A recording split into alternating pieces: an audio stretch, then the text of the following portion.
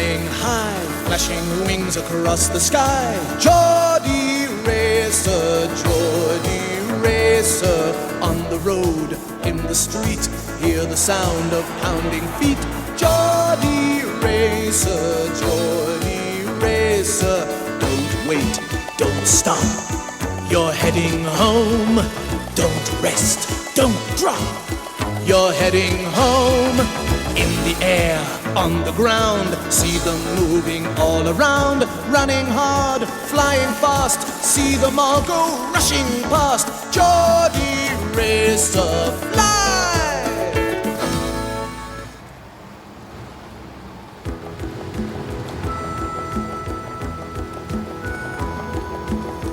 The Hiltons were out running. At least, Mam, Kath and Dad were running.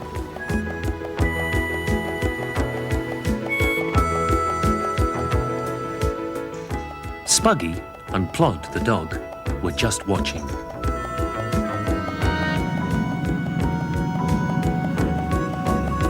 Kath, Mam and Dad were training hard. Soon they would be taking part in the Great North Run.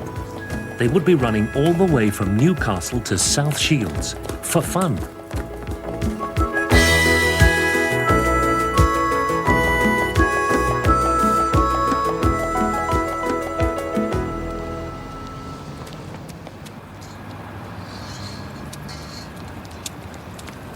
Away, Cat!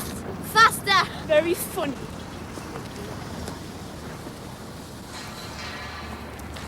How are you, Plod? You coming home for a bite to eat? Spuggy and Plod weren't runners. They just didn't see the point. They walked home.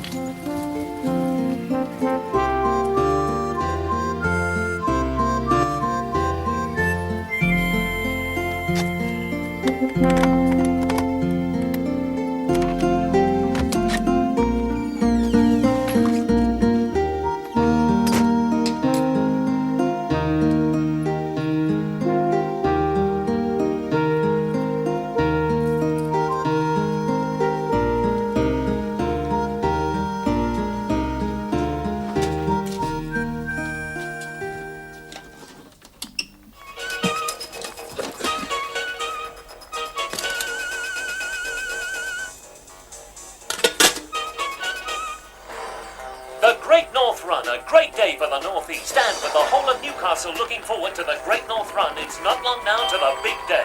Last year there were a record number of entries, and this year everyone will be there, either taking part or cheering on their friends and loved ones. So, how about you? Are you a runner? See you there!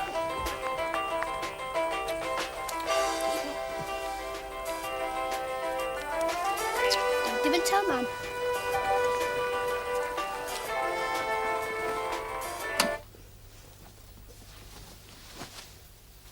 On the Mickey Stone Show today, we're going to be talking about running.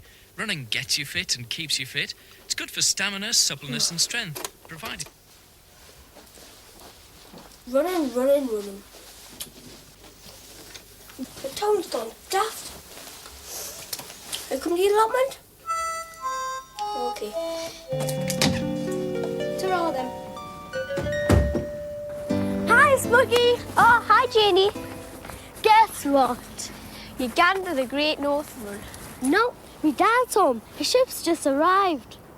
He's got nearly 2 weeks at home. Hi! Hey, that's great then. But you're lucky though, having your dad home such a lot. Ah, it's great. But I wish he still had a job though. He worries about that. He'll get one. Where are you going now? Where do you think?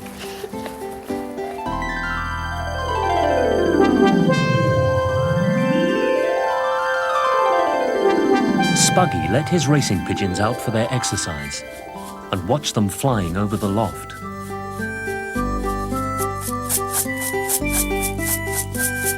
Away now! Come on, they're pretty, aren't they? Away!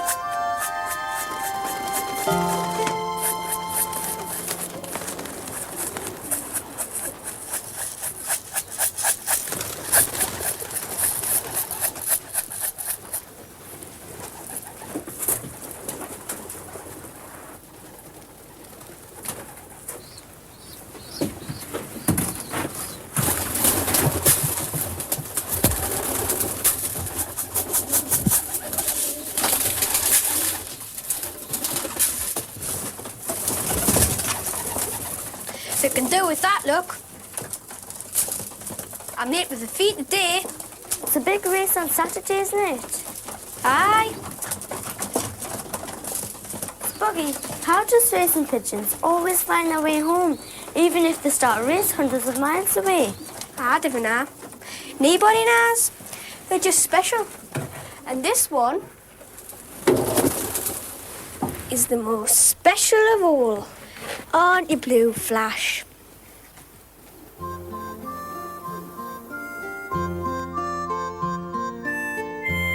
And there'll be more from our look and read story, Geordie Racer, later on. My name's Woody, and I'll be making sure it all happens.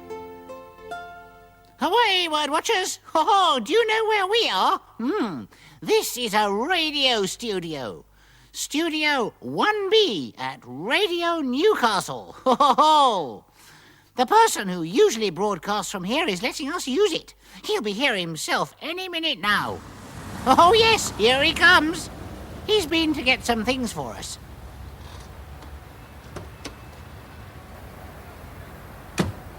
His name is Mickey Stone. Hi. And he's a presenter here at Radio Newcastle. Hi, Woody.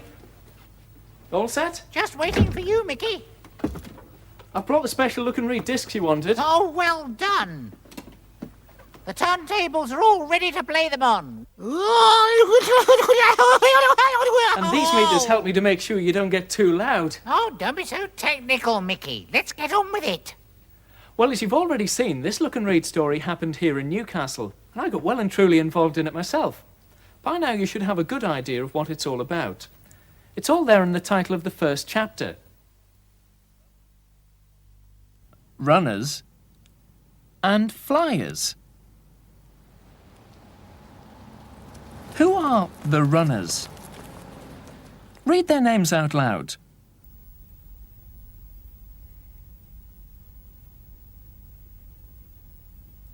And here are the non-runners in the Hilton family. Plod. That's a really good name. It describes them exactly. A definite non-runner. Then there's Janie Chung, Spuggy's friend. These are the Fliers. Spuggy's racing pigeons. Spuggy and Janie watch the pigeons exercising over the loft. And this is the best racer of all.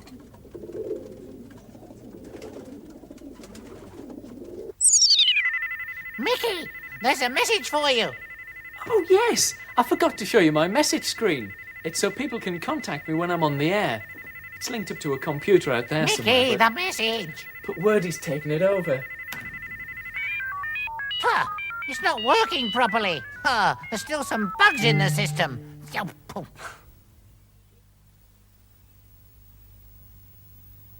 Please play the Flyers flying song.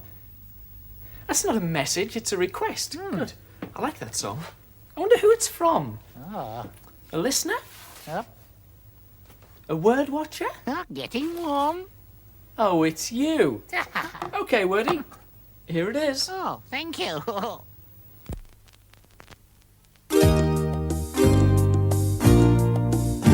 On Saturday night, I went for a flight and I started to fly very high. I didn't go flap as I followed my map. I simply went fluttering by.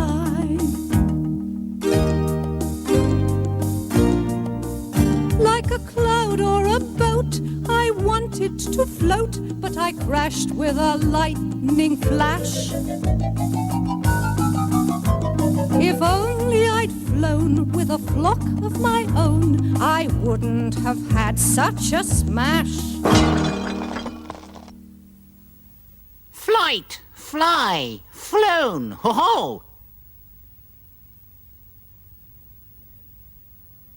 Did you notice that some of the words in the song beginning with those letters were flying words? Ha-ha! Let's hear it again, Mickey. This time you won't hear the words beginning with FL, but when you see them, Sing them out loud.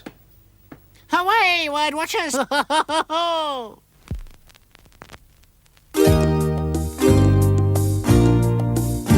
On Saturday night I went for a and I started to very high. I didn't go as I followed my map, I simply went by.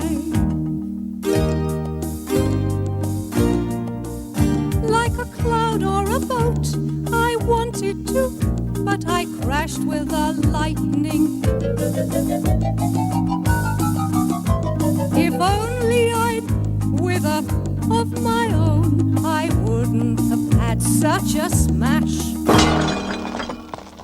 So where are you going to put your picture, Mickey? I'm not a flyer, more of a runner. Oh, well, if you're a runner, you'll have to exercise every day, just like Spuggy's pigeons. Well, nearly every day. I'm hoping to take part in the next Great North Run, so I'll need to be strong and fit. Training and exercise. That's what I need. Exercise affects the whole of your body, even the parts inside you that you can't see. These children are doing a simple test to find out what exercise does to the heart. You can feel a person's heartbeat if you put your fingers gently on their wrist.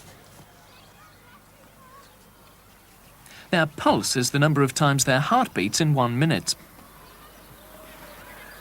Stop. At the moment, Lawrence's pulse rate is 102 beats per minute. Once that's recorded, Lawrence is sent off to exercise, a brisk run up the playing field. What do you think this will do to his heartbeat? Will it be faster or slower? Start. Lawrence's pulse is taken again. It's timed over 30 seconds, then doubled. Stop. 61.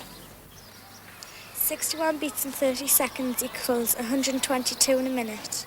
So the exercise has made his heart beat faster. Why don't you try that pulse rate test on yourselves? And the next time I go for a training run, I'll wear my new Look and Read t-shirt. It's got the title of the story on it. Here's the Tyne Bridge. It crosses the River Tyne right in the centre of Newcastle. Actually, here's a couple of pictures of the real thing. By the way, people who come from Newcastle are often called Geordies. That's why Blue flashes a Geordie Racer. Oh, let's have some more of the story, Mickey. OK. And I'll put it up on the message screen. Oh, head away, word watchers. Let's read it out loud.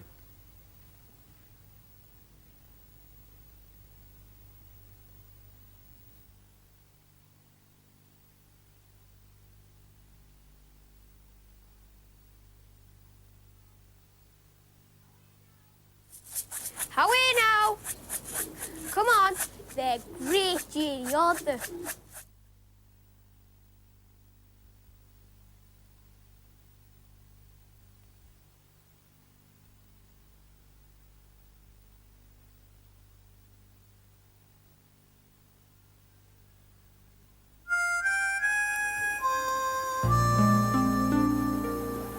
How could you tell which one's Blue Flash?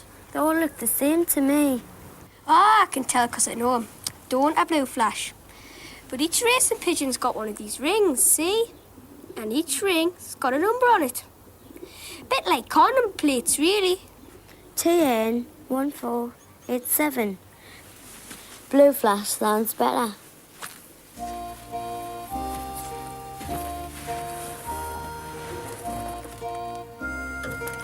I've got to get to the market now to buy some more feed. Right, you're going by the pigeon feed and I'll buy the stotties.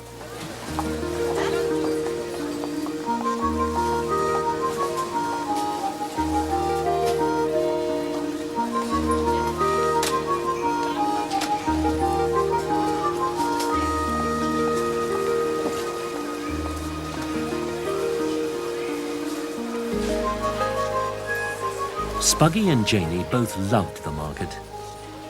It was a great place to walk around.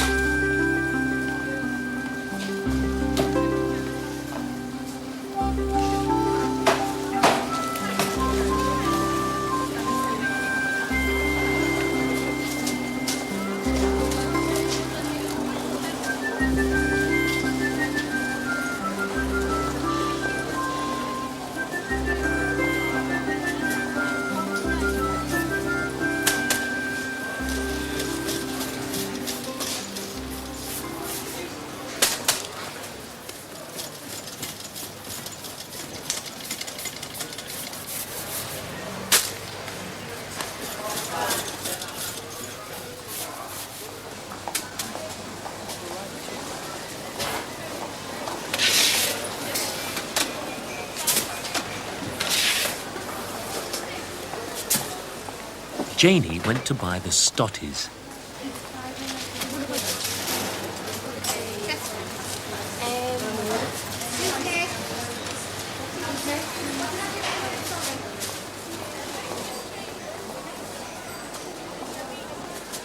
Spuggy went to the pet shop to buy pigeon feed. In the pet shop was another pigeon fancier, Baz Bailey. No, that's Spuggy, lad. You all right? Great, thanks, Baz. Is that blue flashy or is it good fettle for the race on Saturday? Aye, just perfect. Well, I hope he doesn't mind coming second. Nah, Blue Flash never comes second. Aye, he will. He'll not beat my perfect lady. Yeah, I will see about that. Aye, man, I will. Pigeon feed, please.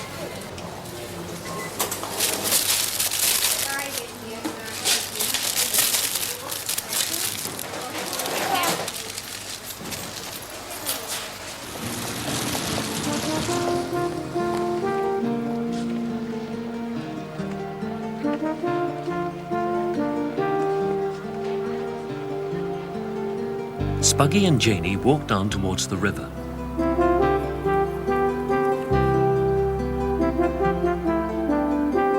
They wanted to find a good spot to eat their stotties.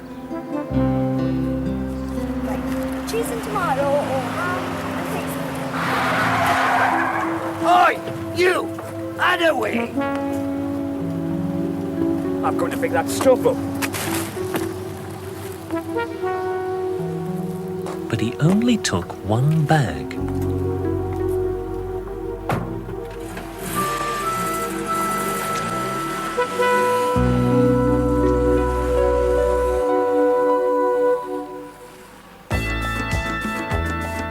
Flying free, flying high, flashing wings across the sky. Geordie Racer, Geordie Racer, on the road, in the street, hear the sound of pounding feet.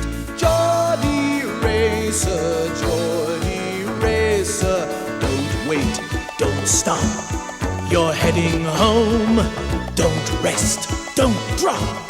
You're heading home, in the air, on the ground. See them moving all around, running hard, flying fast. See them all go rushing past. Geordie Racer, fly!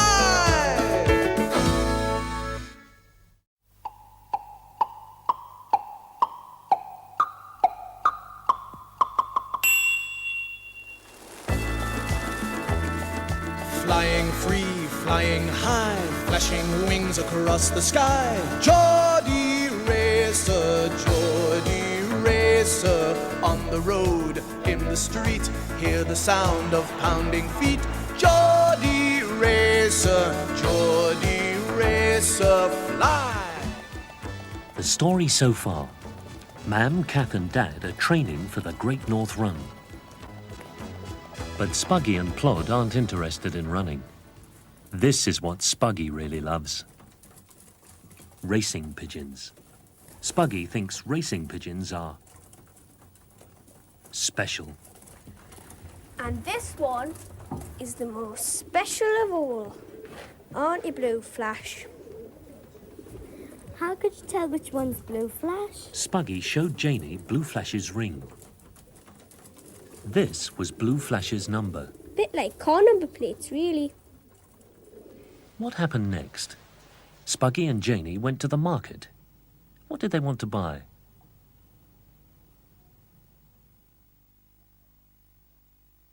What are stotties? This man is making stotties. They're special to Newcastle, and they're good to eat.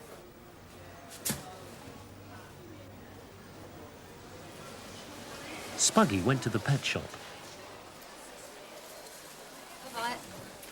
There he met someone. Baz Bailey was also a pigeon fancier. Then, when Spuggy and Janie settled down to eat their stotties, someone shouted at them. Oi! You! Out of the way! A man in blue overalls. I'm going to pick that stuff up. But he only took one bag.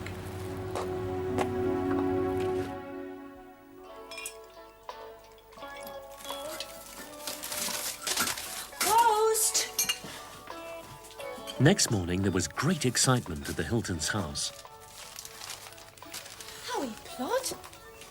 It's our runners' packs. Oh, is it them? Here's a look. Great. Yes, that one's yours.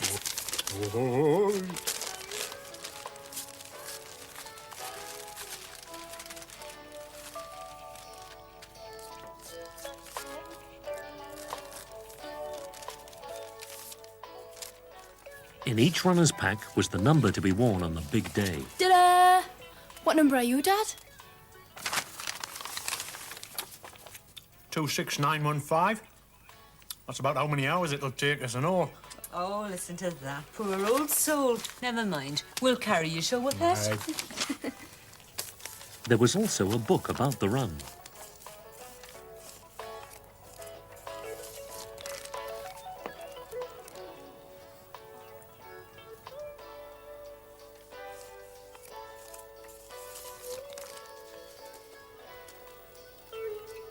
Spuggy felt a bit left out, so he finished Kath's toast.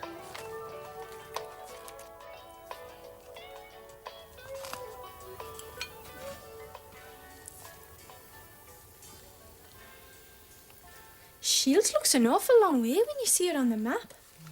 It is an awful long way.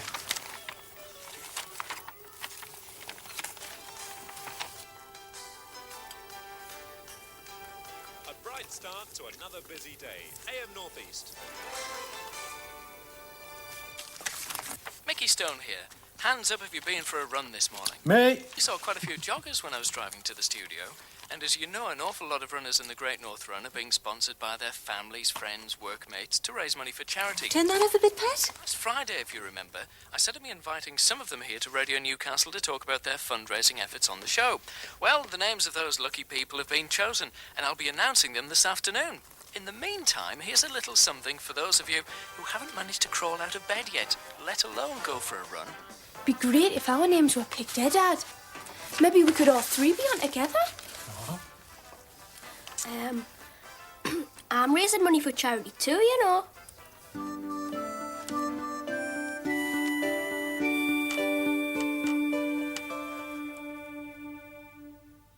Aha! How splendid!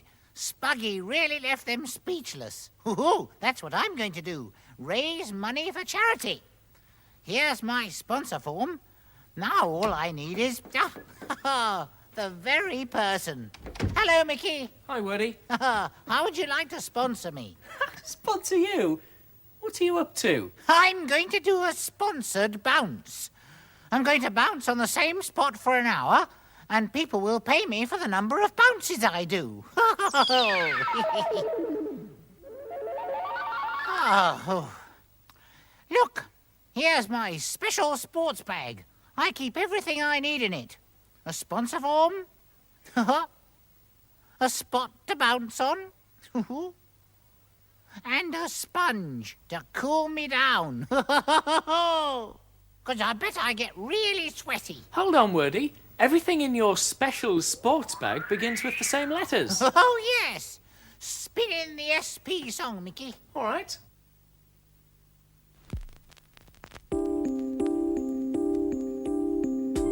I'm sending you into space. Oh, it's too spooky. You've got to go into space. Well, I must have a sponsor. Hear me speak. You're sponsored by me. I'm special. So I went spinning into space with terrific speed. It was so spectacular, I could hardly speak. Space has sparks. Space has spangles. Space has speckles. And it spins. Space is the spot where sport begins. Am I all alone in space? Can't you spot the sparrow and the spider? And don't you recognize this face? It's Spuggy. Space is special. Space has sparks. Space has spangles. Space has speckles. And it spins. Space is the spot where sport begins. But only if you're sponsored. There you are. 1p a bounce. Oh, the last of the big spenders. You sure you can spare it? And you'd better sponsor me when I'm in the Great North Run. Here, have a look at this. Oh, Mickey, is that it? Look at all those people. You'll get lost.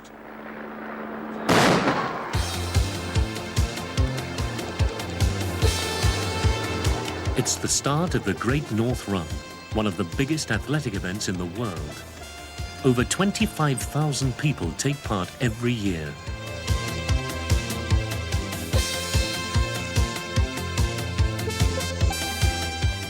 The course is 13 miles long, a half marathon.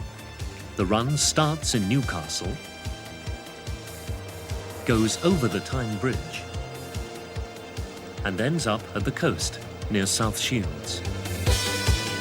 Only a few runners have any chance of winning the race. For most people, it's just taking part that counts.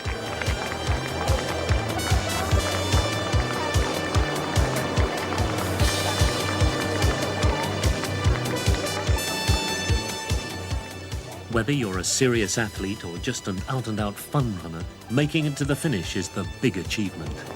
Really great. Oh, lads from work, have you looked in there? I made it!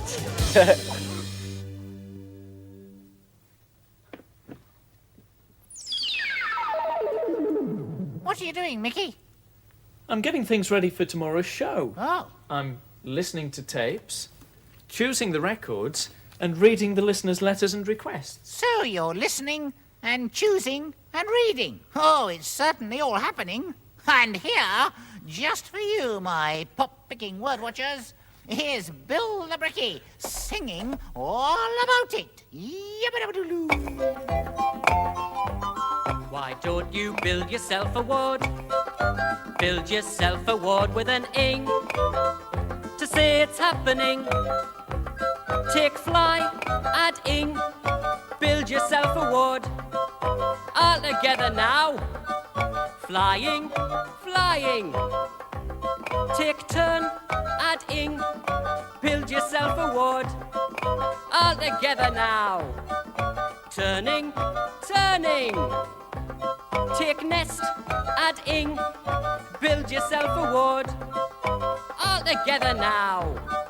Nesting, nesting. Why don't you build yourself a ward? Build yourself a ward with an ing to say it's happening. I think your bricklaying friend comes from Newcastle, Wordy. He's a Geordie Bricky. Well, of course he is. We're in Newcastle. Right, I'm off to change into my tracksuit. Time for some training. And I'm off for some bouncing practice.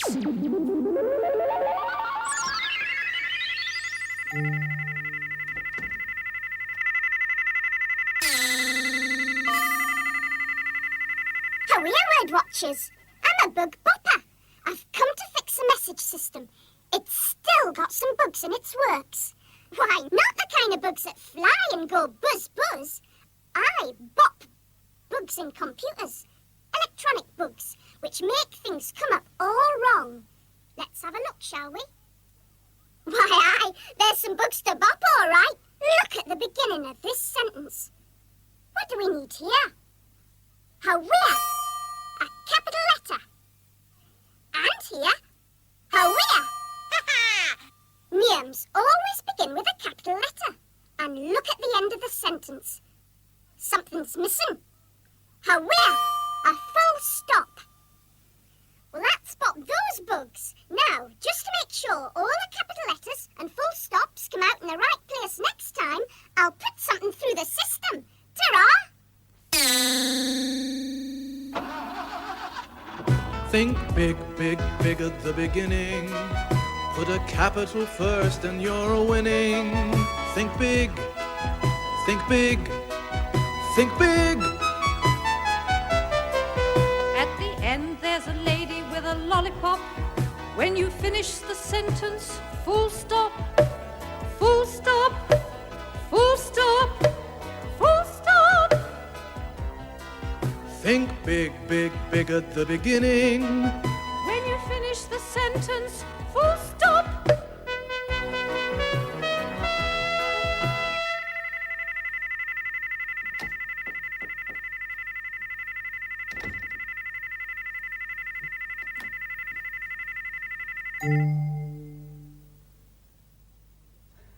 Right, I hadn't forgotten. We've got to the bit where I began to get mixed up in it myself. Let's read.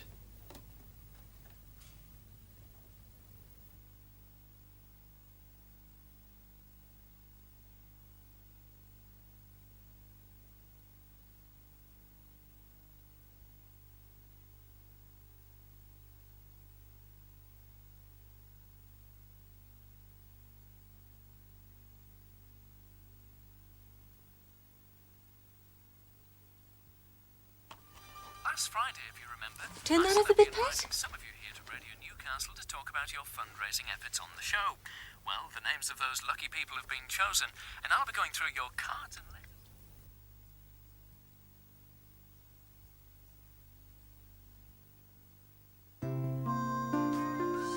It'd be great if our names were picked, Dad. Maybe we could all three be on together. I'm raising money for charity too, you know. Oh, aye. This is news to me, like. I'm asking people to sponsor Blue Flash in the Pigeon race on Saturday. And I've written to Mickey Stone about it. Hey, who's eating my toast? There was a burglary in the centre of Newcastle last night. Thieves broke into the premises of... Later that morning, Baz Bailey came to the allotment. Dad let him hold Blue Flash for a minute. Aye, funny bird, say that. Bonniest in Newcastle. Bar one. Oh, Spuggy man. Will you take for him? Oh, hey, name your price. Come on. I'll give you £1 for him. No way! Take me notice, man. He's just funning. Aye, wait. I'll away and leave you to your drone. Find me dream loft.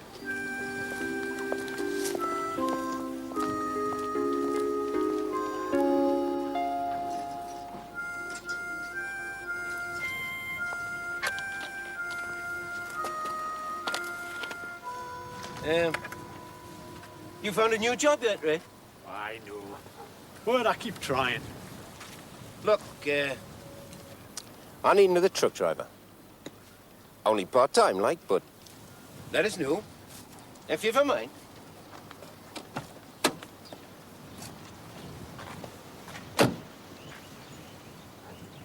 Dad, what does Baz do? I'm not really sure, to be honest with you.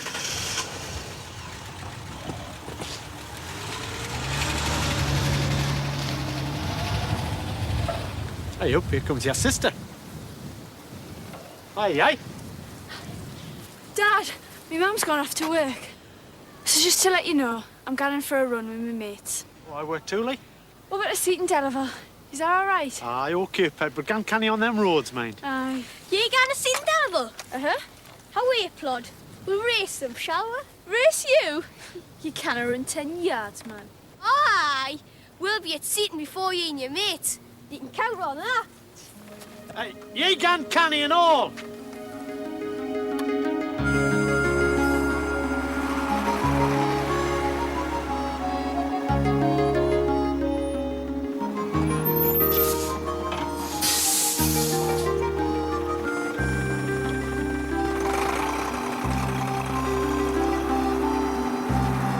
Away, Cat. Faster. Very funny.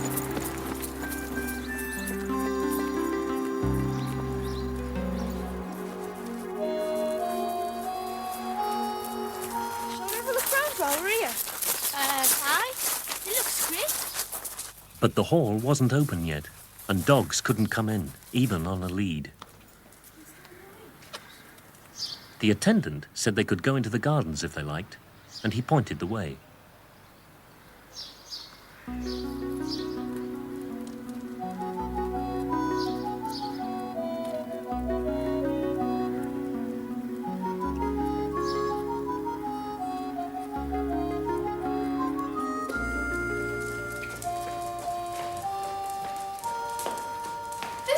man said.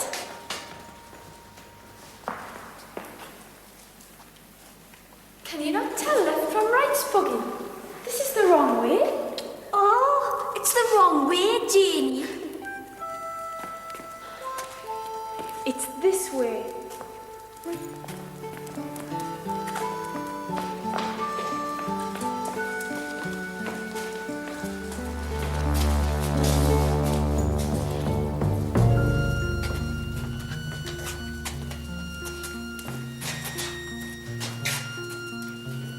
Come on, Janie.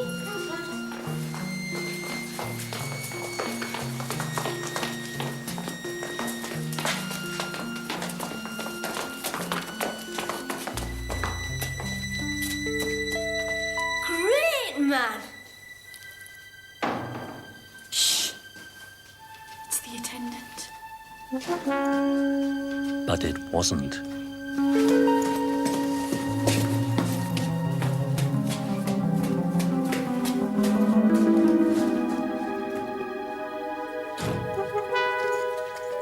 Kath, Spuggy and Janie ran down the passage, up and out into the gardens. Then they saw the man again.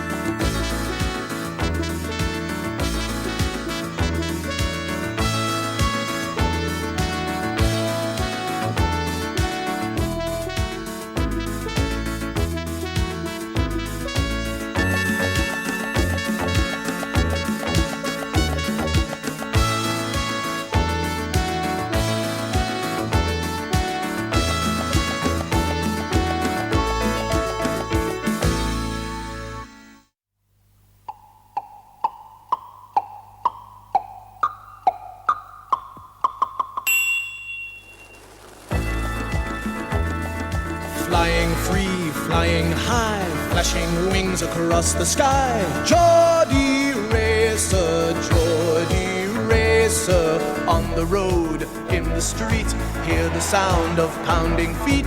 Geordie Racer, fly. The story so far, Spuggy's family are stunned by his great fundraising idea. I'm asking people to sponsor Blue Flash in the Pigeon race on Saturday. And I've written to Mickey Stone about it. Baz has visited the Hilton's loft. He says Blue Flash is... Funny bird, say that. Bonniest in Newcastle. Then Baz offered Dad a job as a truck driver. Only part-time, like, but let us know if you've a mind. What happened next? Spuggy and Janie joined up with Kath and they visited this great house near Newcastle. Seaton Delaval Hall.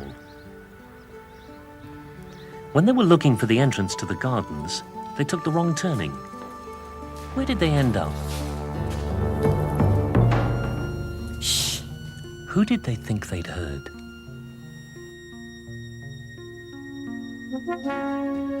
But it wasn't.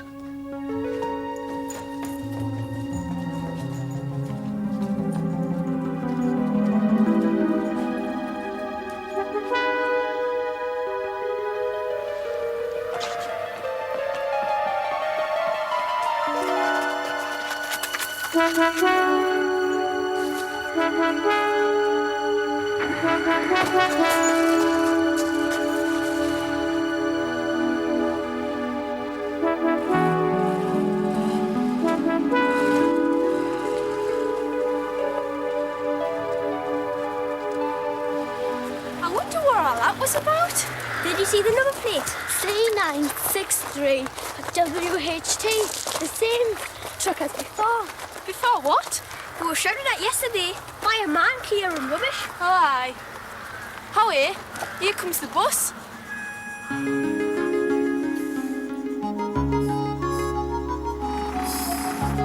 They all got on the bus and went back to Newcastle.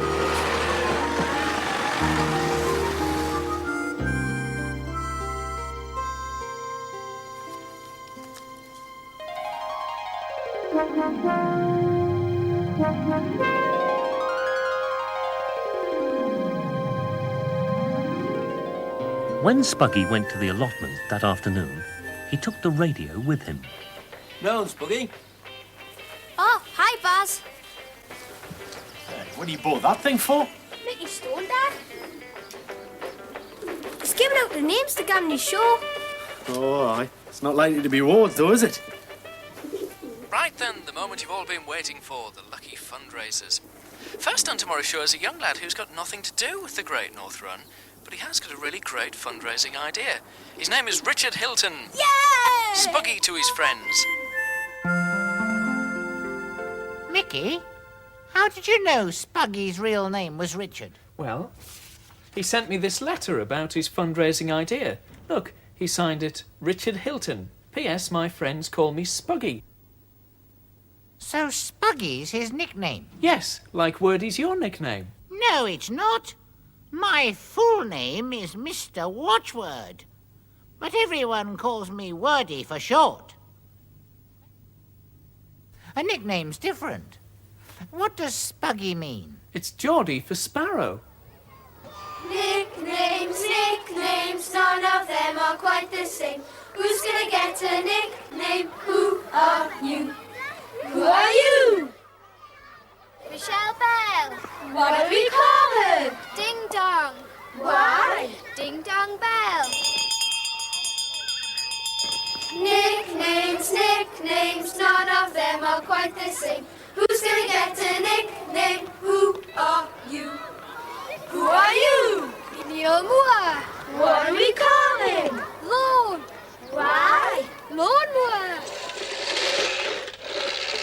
Nicknames, none of them are quite the same. Who's gonna get a nickname? Who are you?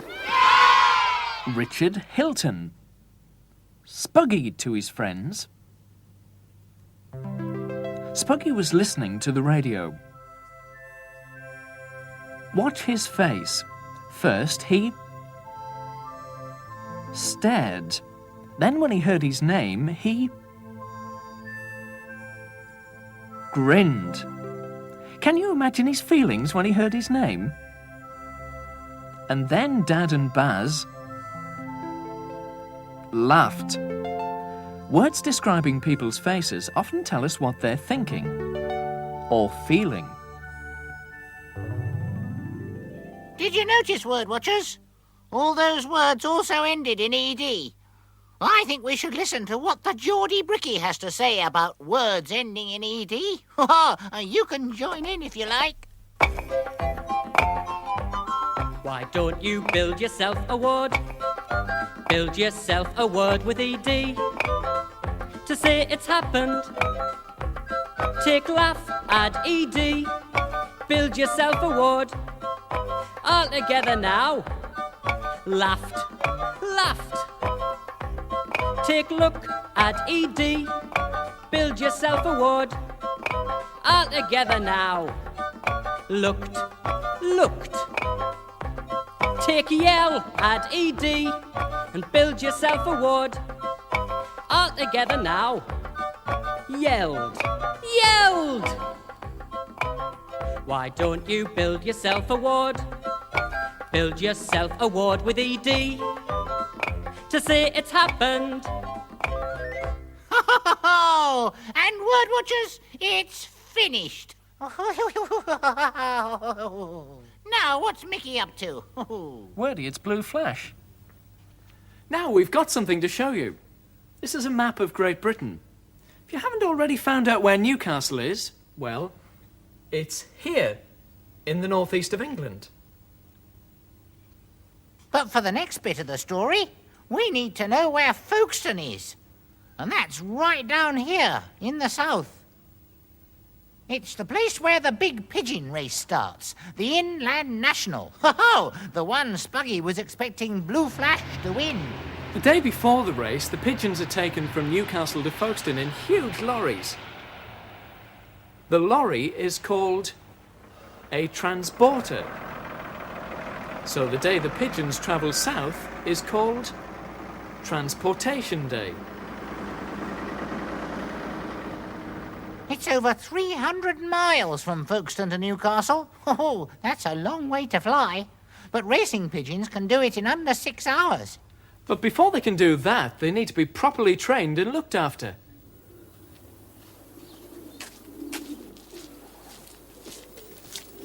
It's 6 o'clock in the morning, and pigeon fancier Jim Nicholson arrives at his loft to let his pigeons out for their exercise.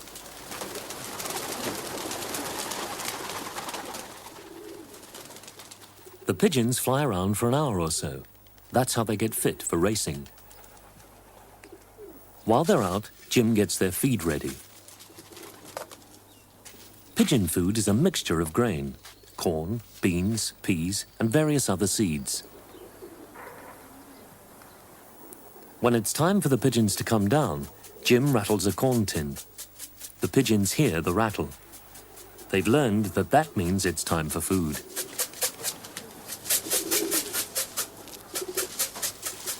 They're hungry after their exercise. As well as grain, the pigeons have grit. Grit helps them to digest their food. Newly hatched pigeons are called squeakers. When a squeaker is about 1 week old, it has to have its ring put on.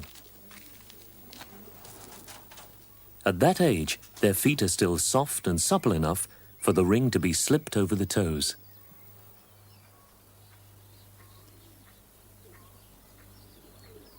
And that's the ring on for life.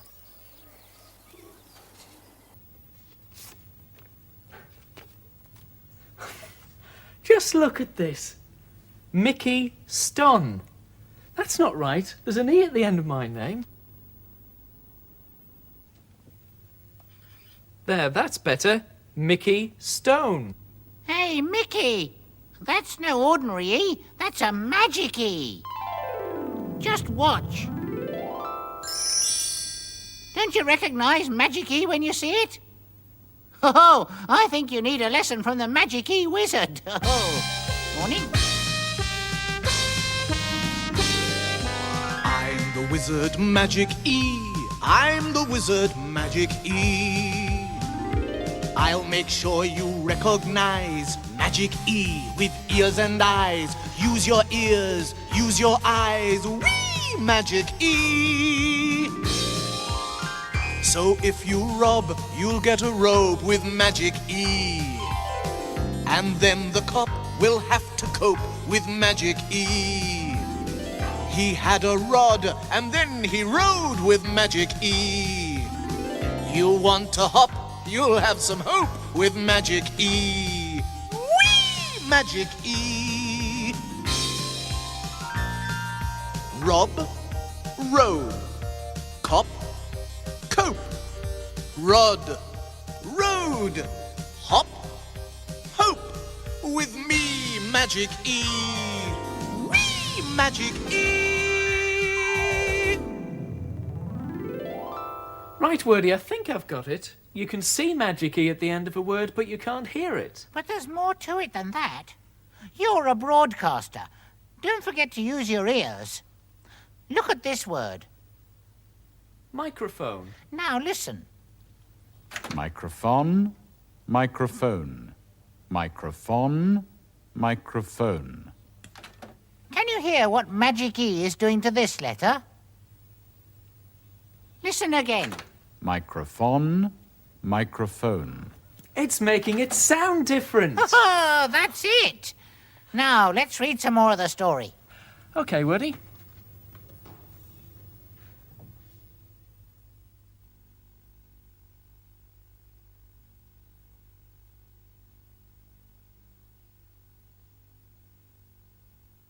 Right then, the moment you've all been waiting for. The names of the lucky fundraisers.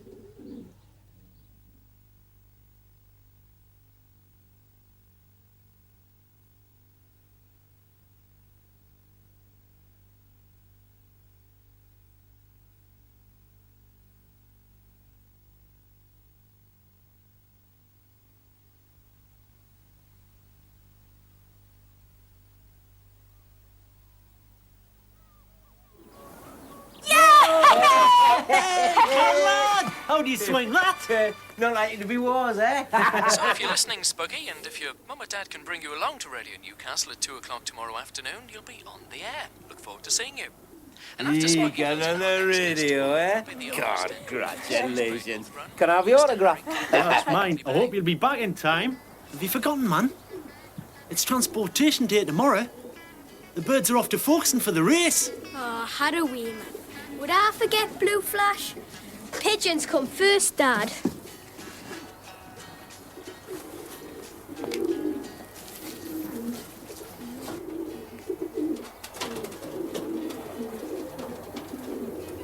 Not a bad place.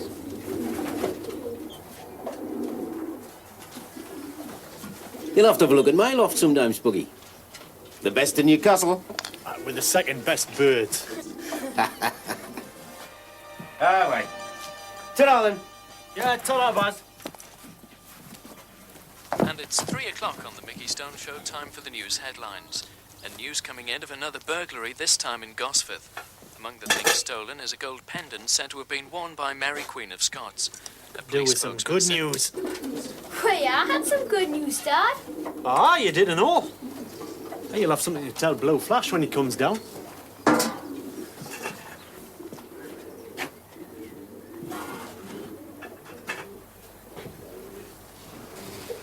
You should take a look at Baz's loft, you know. You didn't know it all yet. He's a canny pigeon man, is Baz. So that evening, Spuggy went to Baz's place. There was a truck outside when he arrived.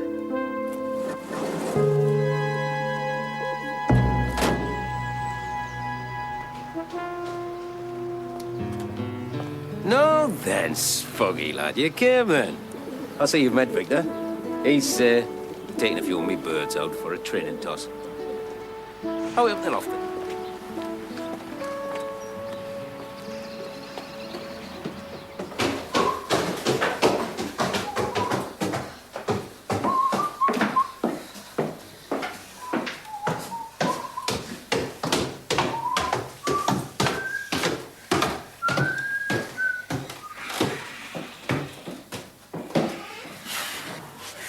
Hey, upstairs is an awful trash, eh?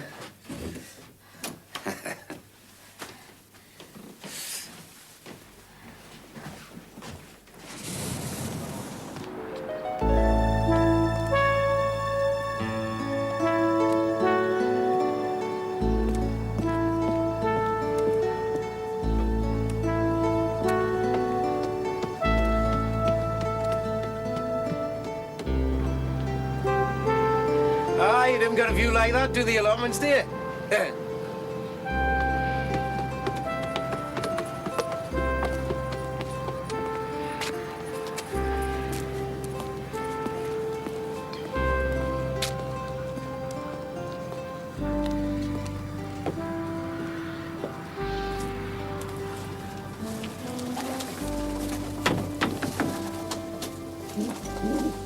Come on, sweetheart, play. Baz showed Spuggy his best pigeon. There you are, Spuggy, lad. Me perfect lady.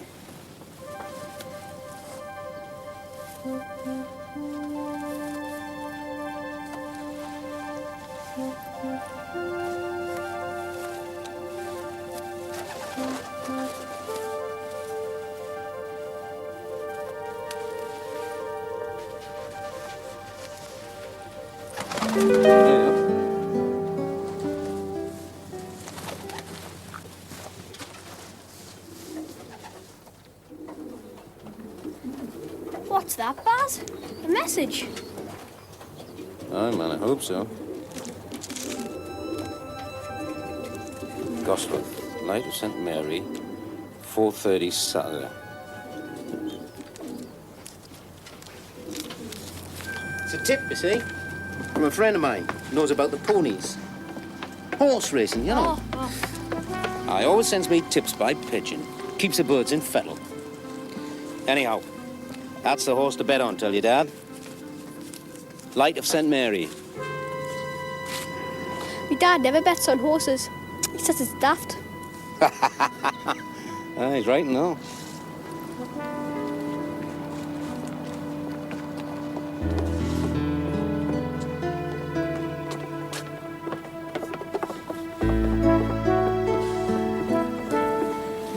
Right, you got to be home now, son, and I'll see you at the club tomorrow, eh? Okay, see you there. Right. Oh, and I'll be listening for you on Radio Newcastle. Right, see ya. Ta-ra now.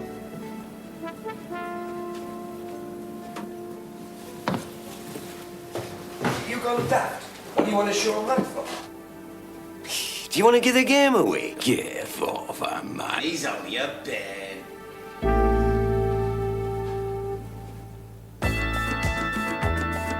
Flying free, flying high, flashing wings across the sky. Geordie Racer, on the road, in the street, hear the sound of pounding feet. Geordie Racer, don't wait, don't stop. You're heading home, don't rest, don't drop. You're heading home. In the air, on the ground, see them moving all around, running hard, flying fast, see them all go rushing past. Geordie Racer, fly!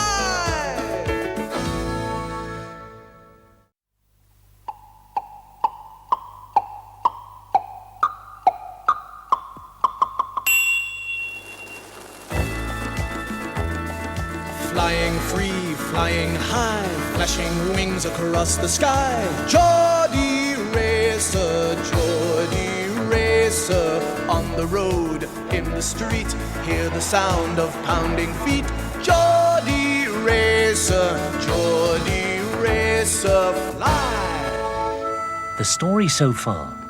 Mickey Stone has invited Spuggy to Radio Newcastle to be interviewed about his sponsored pigeon. Later that day, Spuggy went round to Baz's place.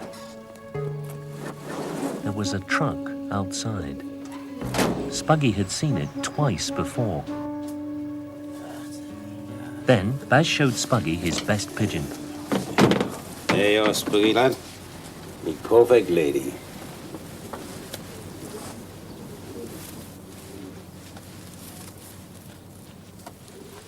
What happened next? A pigeon flew into the loft.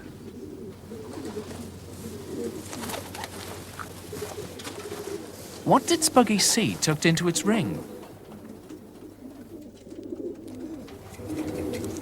Gosforth, night of St.Mary, 4:30 Saturday. Baz said it was a racing tip. You go Daft. What do you want to show him that for? Do you want to get a game away? But Spuggy wasn't sure it was.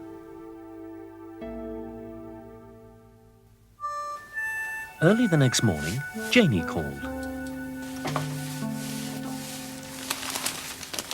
Spuggy told her about the message. He had written it down in his pigeon book. Baz said later St.Mary was a racehorse, but then I heard Victor shouting at him. Who's Victor? You know, that bloke in the blue overalls. There's one way to check if it is a racehorse. Have a look in the papers.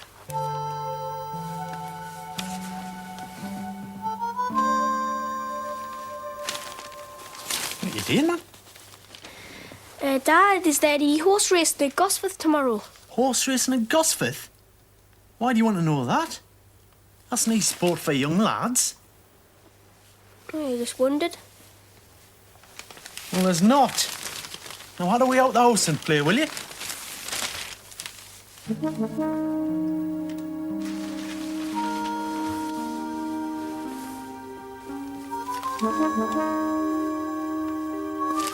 Hey, and I hope you're not planning to wear those old trousers this afternoon. It's a radio show, Dad. No one will see them. I will.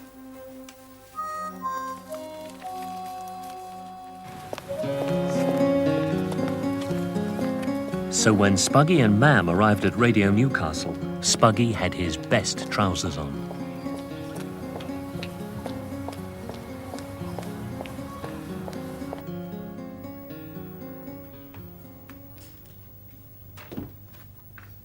That was Spuggy's first visit to our local radio station. You know, he must have been quite nervous coming here for the first time, not quite knowing what was going on. I think we've time to give you a quick tour of our studio. Now, the people I'm interviewing, like Spuggy, sit there and talk into that microphone. This one's mine. And when the microphones are live, or switched on if you like, the red light comes on, like this. And that's to warn people that we're actually on the air, and to keep out or keep quiet. Now, I present the Mickey Stone Show from here every day, and I have to operate all this equipment myself, so it has to be fairly easy to get at, like the turntables and the tape machines. That's so we can play the records and the tapes, and the microphones for interviewing lots of different people. But because I'm a broadcaster, I also spend a lot of time listening. Have you heard how different people can sound? It often depends on which part of the country they come from. And I've got something here to show you what I mean. I come from the north. I come from the south. So different sounds Come out of my mouth. I live in a castle. A parcel, I see. No, castle, I said. It's castle to me. Look in my book. I live in a flat. Look in my book. It's nothing like that. I'm a broadcaster. I always talk faster. My leg is in plaster. I cannot walk faster. I'm going down to the town for peaches and cream. I'm ganning down to the toon for stotties and beans. He comes from the north. She comes from the south. So different sounds come out of me mouth.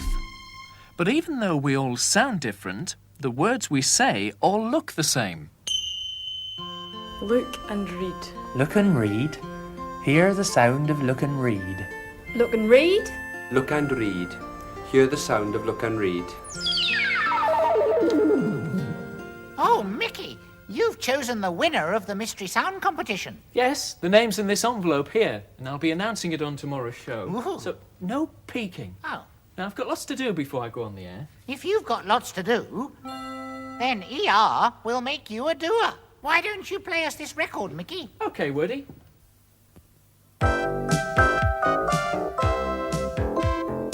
Want to show you can do things at ER.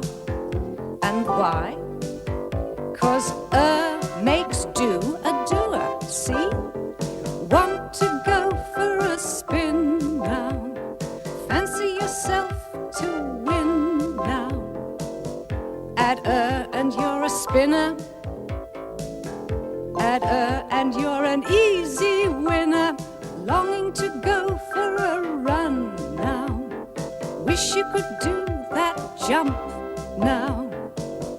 Add and you're a runner. Add and you're a lovely jumper. No, silly jumper. Feel like learning to drive now. Trying to run in a race now. Wish you could look and read now. Add and you're a driver. Add and you're a racer. Add and you're a looker and a reader. 'Cause makes do a doer, see? 'Cause makes do a doer, see? Ha ha! Hey, words which tell you what people do often end with this. Mickey, you broadcast. Yes. So, you're a broadcaster. And each one of you's a word watcher. And Blue Flash is a flyer and a racer. Ho-ho! Let's find out more about how pigeons are trained to be racers. These pigeons are about 1 month old. They've been taken away from their parents and put in another part of the loft. New arrivals have to be shown where the water is. At feeding time, the corn tin is rattled. The pigeons learn that this is a signal for food. Once the young pigeons are used to flying around their home area for 1 or 2 hours, they're ready for the next stage of training. They're put into baskets and taken a few miles away from the loft. In a wide open space, the pigeons are tossed out one by one. This is a training toss. Training tosses give the pigeons practice at finding their way home and build up their strength and stamina for racing.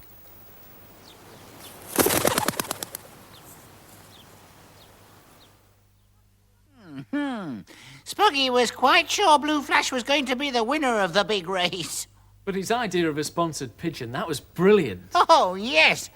Blue Flash was special, speedy, and sponsored. That's a cue to spin in the SP song, Mickey. All right, here we go. You've heard it before, Word Watchers, but this time we've edited out some of the words. If you see a word beginning with SP but can't hear it, you sing it out loud. I'm sending you into space. Oh, it's two. You've got to go into space. I must have a... Hear me speak. You're sponsored by me.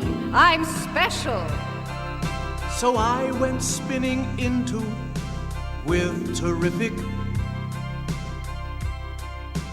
It was so spectacular, I could hardly. Space has,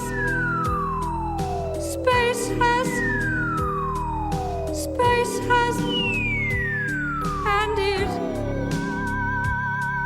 Space is the spot where begins. Am I all alone in? Can't you spot them and them? And don't you recognize this face? It's... Space is special. Space has,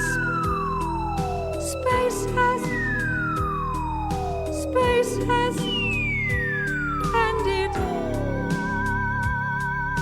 Space is the spot where begins.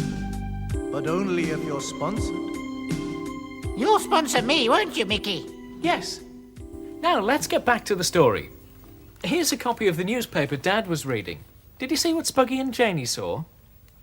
Big burglary at Gosforth. Gold pendant stolen. Oh, yes. Spuggy heard you reading the news flash about that. Look, there's a photograph of the pendant. A pendant's a kind of necklace. It was a very valuable piece of jewellery, not just because it was made of gold, but because it was very old and may have once belonged to a queen. Ooh. Here's a picture of her. Mary, Queen of Scots. I wonder if it really did belong to her. Mickey, what about our story? Right. What happened at the Hilton's house when Spuggy and Jenny saw that headline in the newspaper? Let's read.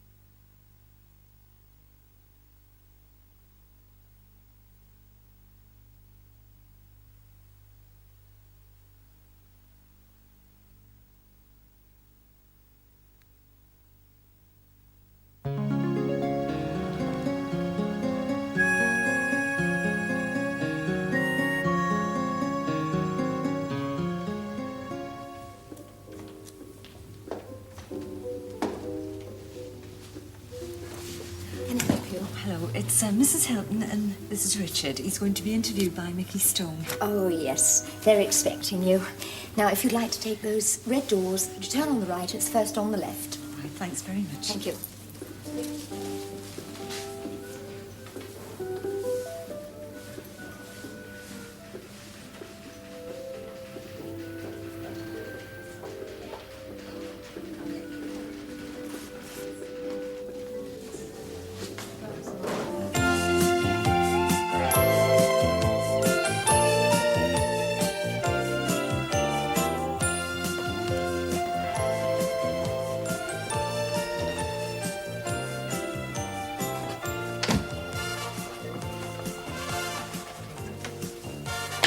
Hi, Mrs. Hilton and Spuggy, I presume. Yes, that's right. It's all right, you don't have to whisper. No one can hear you. Yet. Take a seat.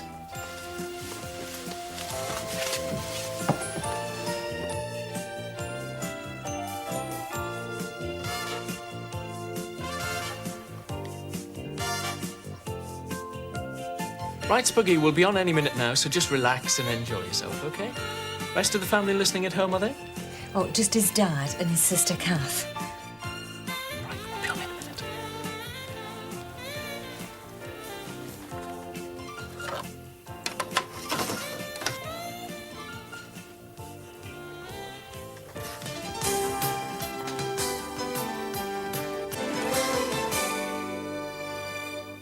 This is Radio Newcastle. The time is exactly 3 minutes past 2 here on The Mickey Stone Show, and I'm joined in the studio by our first guest fundraiser of the afternoon, young Spuggy Hilton, no less, and his mum.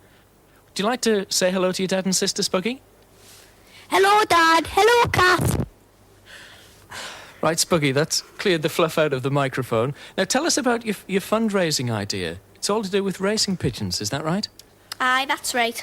I understand you and your dad keep racing pigeons, and you've got this very special one. Blue Flash, aye. He's brilliant. Mm-hmm. And tomorrow he's off to the big race, the Inland National, all the way from Folkestone, 300 miles down south. Him and 20,000 others. 20,000 pigeons racing all the way home from Folkestone, and the one that gets back to its own loft first is the winner, right? Wait, no, man. Some lofts are near the start than others, so it wouldn't be right. The winner is the pigeon that gets home to its own loft at the fastest speed. You have to work out how many yards they're flowing per minute. Mm-hmm. And what speed can Blue Flash do? Nearly 1,500 yards per minute. Really? That's about 50 miles an hour, isn't it? God, he's as fast as my car. And the faster he flies in the big race tomorrow, the more your sponsors pay to charity. Is that the idea? That's right. So how many sponsors have you got so far, Spuggy? Just one. Me friend Janie Chung. Never mind. It's a great fundraising idea. Got your sponsorship form there, and I'll sign it for you.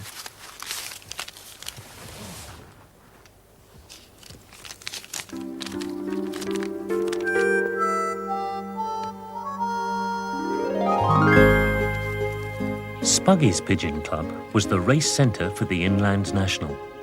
Fanciers had to bring their pigeons there to have their rubber race rings put on before being transported to Folkestone. From White Cock, 86 TN, 2334. 915 809. Cocks, all cocks, Bob? All cocks, Blue Cock, 86 TN, 2302. 775. Heard you on the radio, Spuggy. Great, man. You should give you your own show. There you are, then. Of course, mine. If it was Perfect Lady you were sponsoring, you'd make a sight more money yet. Ah, yeah. From White Cock, 50p, yeah. 2325. Yeah, I'll take that money. Get your money doing. A lot of fanciers wanted to sponsor Blue Flash. Hilton and Son. Blue Cock. TN 1487. 808. Pigeons! Who's next? What's the matter? Pass me one. Was that Elliot? Was that the Elliot? Yeah. 5. Up! Very good. Spot on, that's a clock. Hey, that's first for everything. First for everything. Clock is all okay. Right.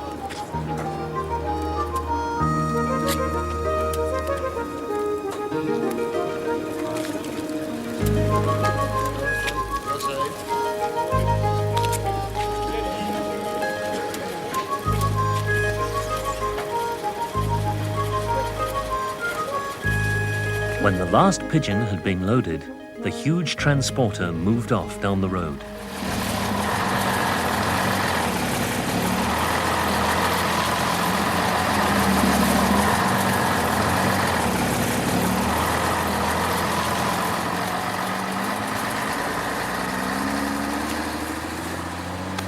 Well, man, I hope you're a good loser, that's all. What about that driving job, Ray? Starting tomorrow. What do you say? Will you take it? Aye, I will.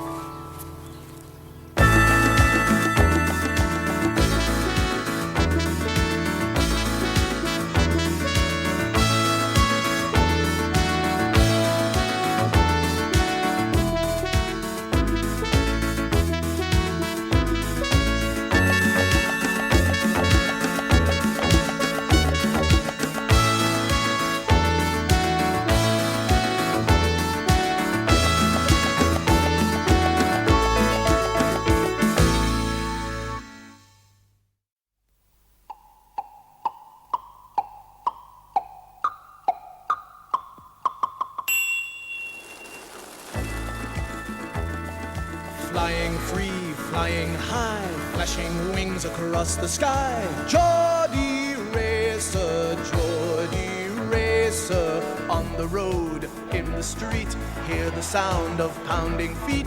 Geordie Racer, fly. The story so far. Dad has taken a part-time driving job with Baz, and Spuggy has been interviewed by Mickey Stone on Radio Newcastle.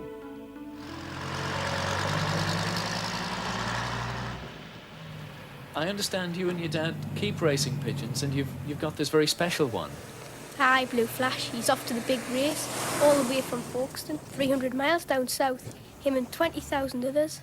20,000 pigeons racing all the way home from Folkestone. And the faster he flies in the big race tomorrow, the more your sponsors pay to charity. Is that the idea? Aye, that's right. In the early morning at Folkestone, a long line of transporters was drawn up.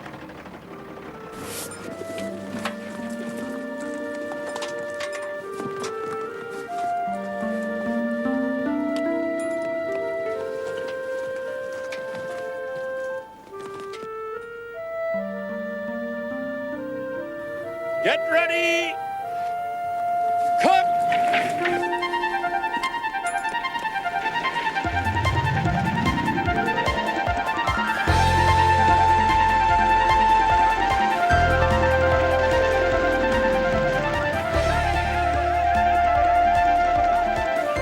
"20,000 pigeons took flight. Somewhere among them were Blue Flash,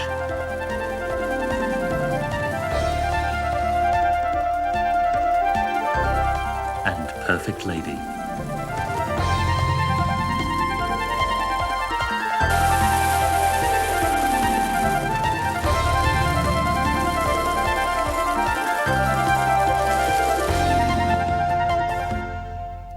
That was race day. Now, those pigeons were being released here at Folkestone, hundreds of miles from home. And they have to fly north, like this, to Newcastle. And they don't have any maps. No one really knows how they do it, but somehow they manage to find their way home fast. Jim Nicholson is waiting for his pigeons to finish a race. He can always recognise his own pigeons. The pigeon that he's taken out of the basket is to encourage the racer to come down quickly. Remember, it's the pigeon that gets home fastest that will win. When the racer gets closer, Jim throws this pigeon into the loft. And down comes the racer.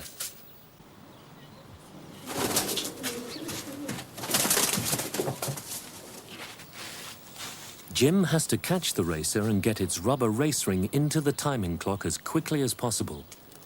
This is what Spuggy and Baz will have to do when their pigeons get home.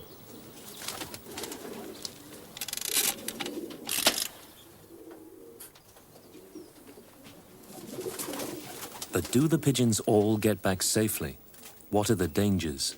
There are many dangers. There are telephone wires, pylons, hawks, there is shooting, and then, of course, we have adverse weather conditions. Any sort of storm will give what we pigeon men call a smash.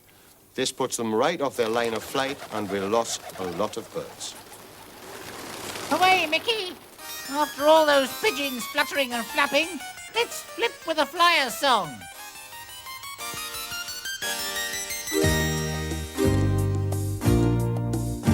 On Saturday night, I went for a flight and I started to fly very high. I didn't go flap as I followed my map.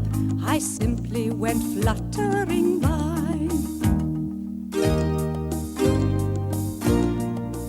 Like a cloud or a boat, I wanted to float, but I crashed with a lightning flash. If only I'd flown with a flock of my own, I wouldn't have had such a smash. While that record was playing, Mickey got a message from reception. Look.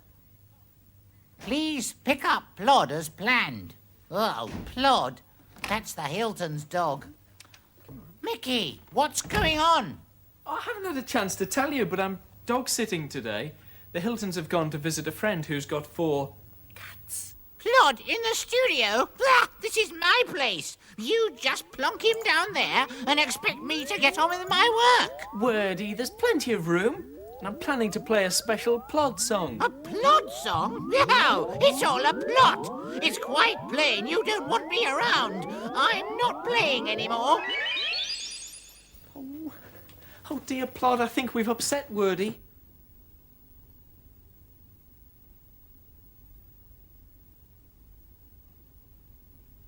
Right, Plod, just for you and me.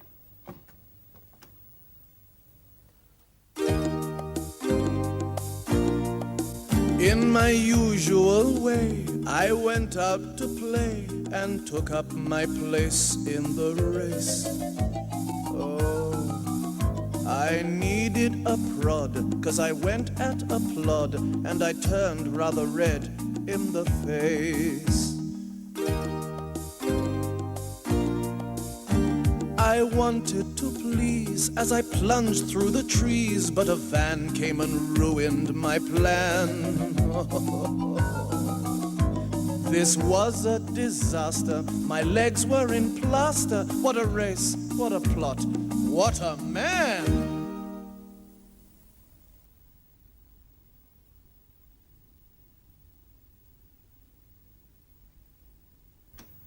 All right, here we go.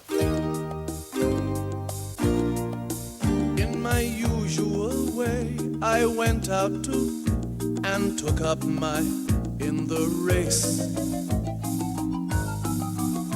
I needed a prod, 'cause I went at her and I turned rather red in the face. I wanted to as I through the trees, but a van came and ruined my. This was a disaster. My legs were in.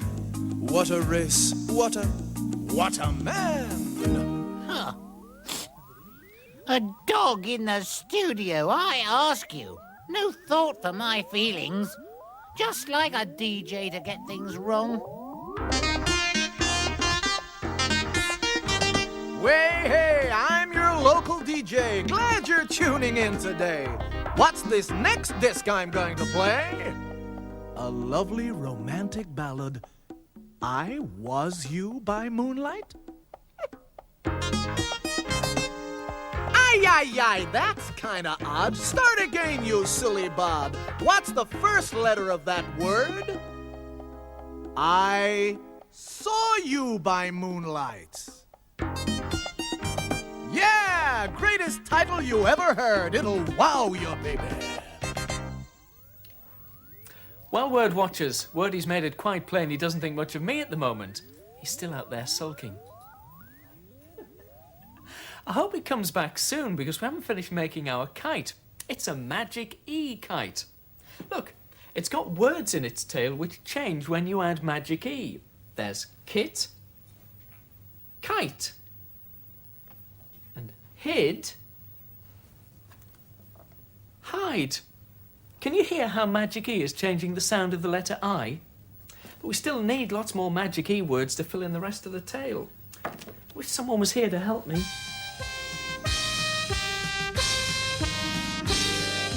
I'm the wizard Magic E. I'm the wizard Magic E. I'll make sure you recognize Magic E with ears and eyes. Use your ears, use your eyes. Whee! Magic E. If you slid, you had a slide with Magic E. Hit your shin? Let's make it shine with Magic E. You want your strip? You have a stripe with Magic E. And if you win, you'll get some wine with Magic E. Whee! Magic E. Slid, slide, shin, shine, strip, stripe, win, wine with me, Magic E. Whee! Magic E. Well, the Magic E wizard certainly finished our kite for us. But we're going to have to put off flying it till Wordie's in a better temper. Anyway, it's time to get back to our story.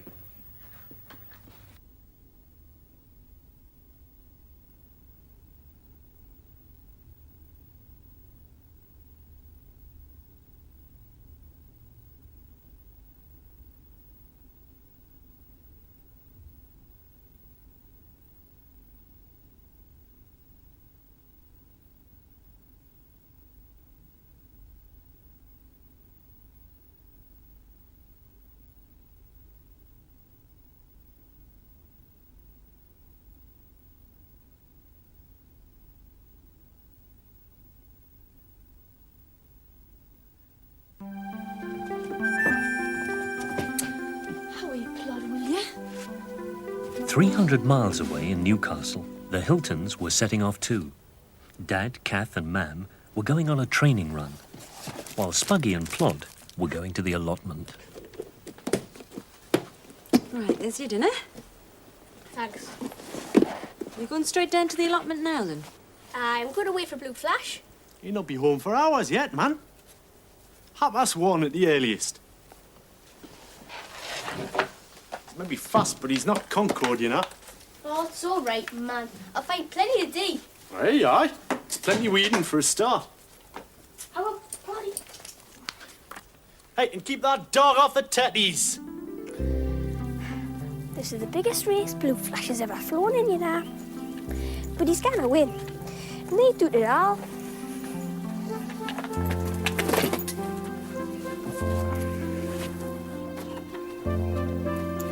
Here you go.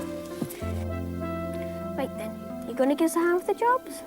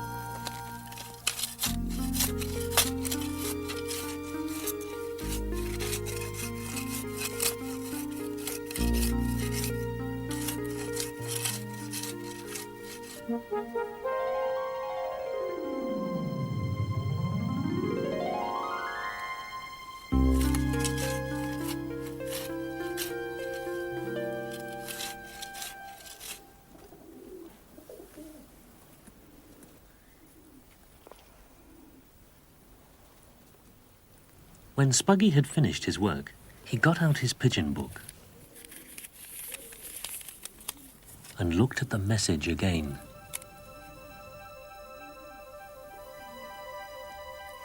No rest in the gospel today, Plod. So what's it all about? Do you think Baz is up to something? I've got a mind to find out to tell you that.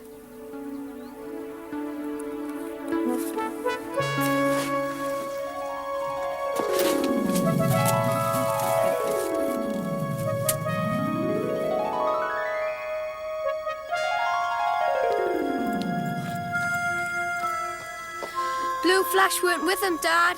Oh, don't panic, man. He'll come. Ooh. I better rest up a while. I'll start my new job today, you know. Aye.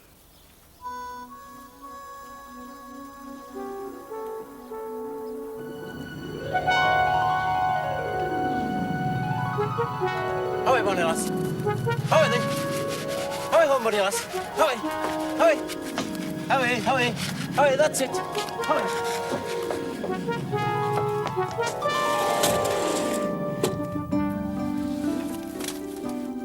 Baz Bailey had much better luck.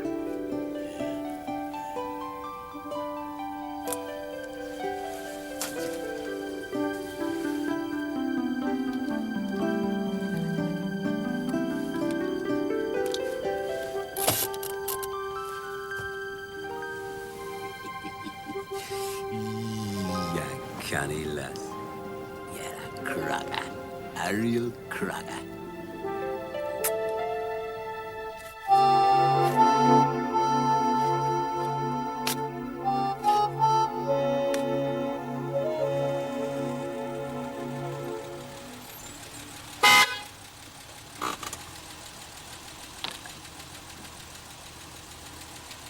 Oh, Ray? Just take me clock down to the race centre to be open, like. Thought I'd drop in, see how you got on. Blue Flash not back yet? Nah. You've got us beat this time, right enough. I reckon I have it all, lad.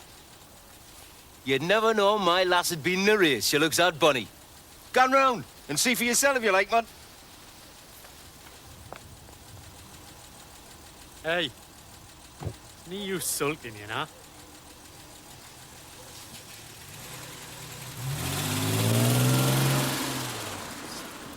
Hiya, is Blue Flash home yet? No, he's not. Hey. Gan on home for a bit. Gan on. Get yourself back here in an hour in better fettle than you are now. Don't worry.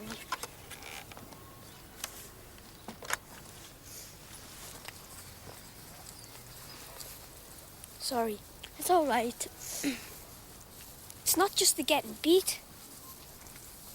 I've been thinking about that message. Aye, so far. And I'm sure Baz is up to something. You can't be certain, Spuggy. He said I should go round his loft to see Perfect Lady. So why don't we? Would maybe find out more. He said to go on, Janie. Okay.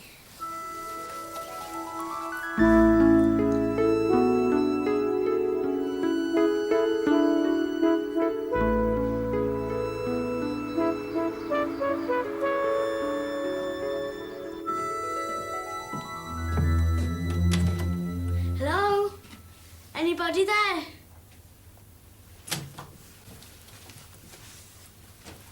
It's this way. Hey, come on.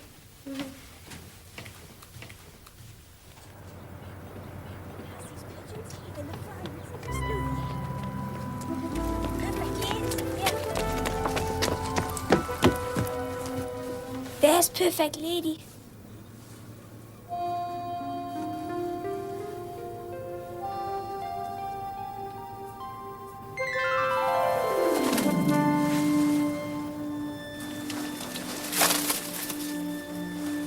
Look, Janie. It's another message. Carefully, Spuggy removed the slip of paper.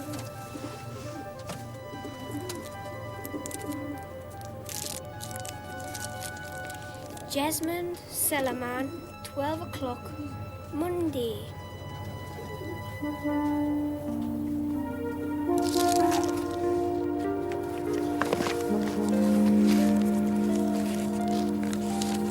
Right, you look out for Baz.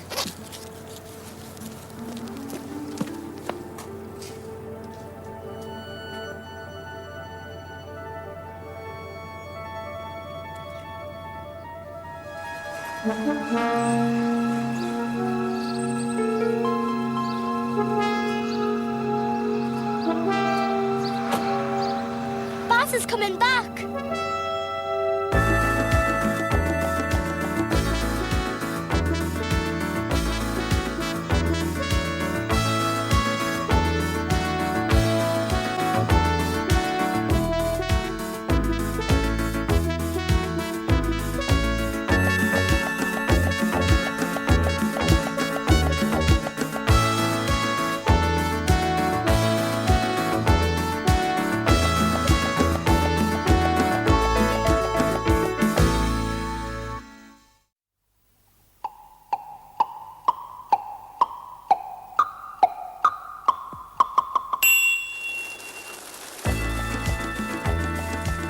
flying free, flying high, flashing wings across the sky. Geordie Racer, Geordie Racer, on the road, in the street, hear the sound of pounding feet.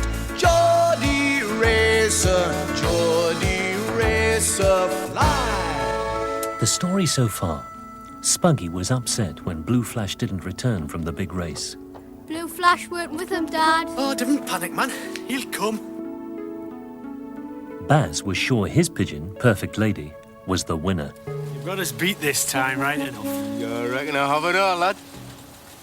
You'd never know my lass had been in a race. She looks out bunny. Gone round and see for yourself if you like, man. What happened next? When Spuggy and Janie were in Baz's loft. Look, it's another message. Jesmond, Cellarman, 12 o'clock, Monday. Spuggy started to write the message down in his pigeon book. But Baz was coming back.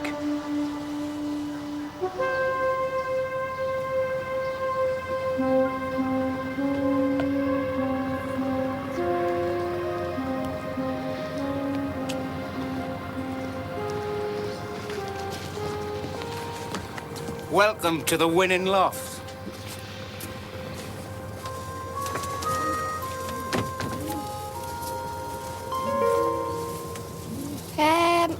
Are all the times in yet, Baz? Well, no, but Perfect Lady's the fastest yet, and I can't see anything to beat her. Oh, but I heard bad news at the club, Spuggy lad. There was a bit of a storm on the line of flight, and seems like some of the leading birds were smashed down by it. Maybe Blue Flash was among them, you know. Bad luck. Oh, what's this? Daft bird. What did you pull that off for?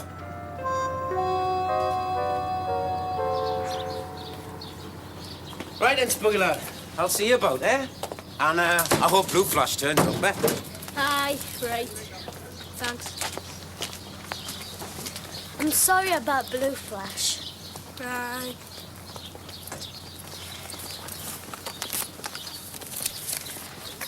But we've got other things to think about right now.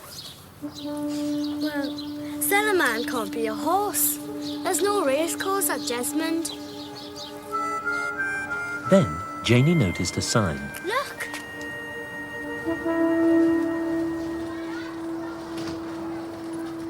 I'll get it.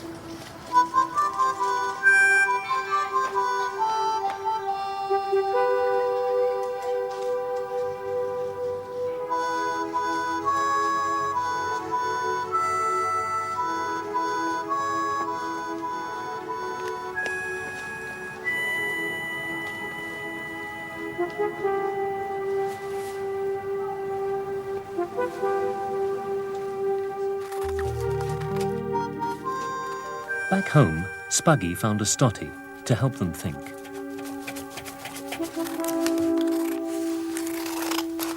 Jesmond, Gotswell. Both of those names are in the messages, Spuggy. Yeah, but that's the easy bit. Even if Gosforth and Jesmond both stand for burglaries, what about Cellarman and later St.Mary? And there's another thing I didn't understand. I can see why a gold pendant's so valuable.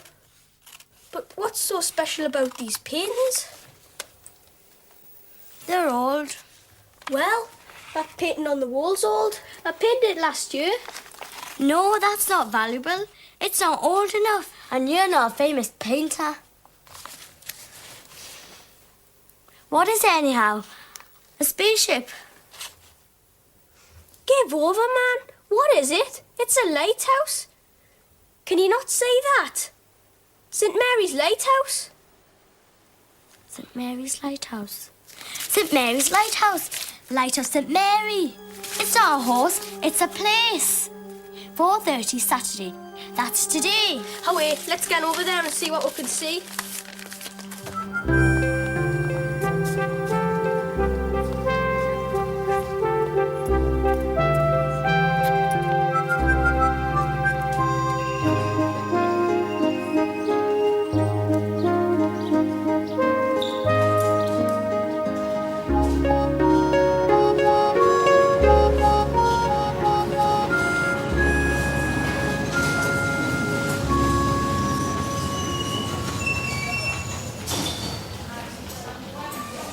they travelled on the metro as far as they could.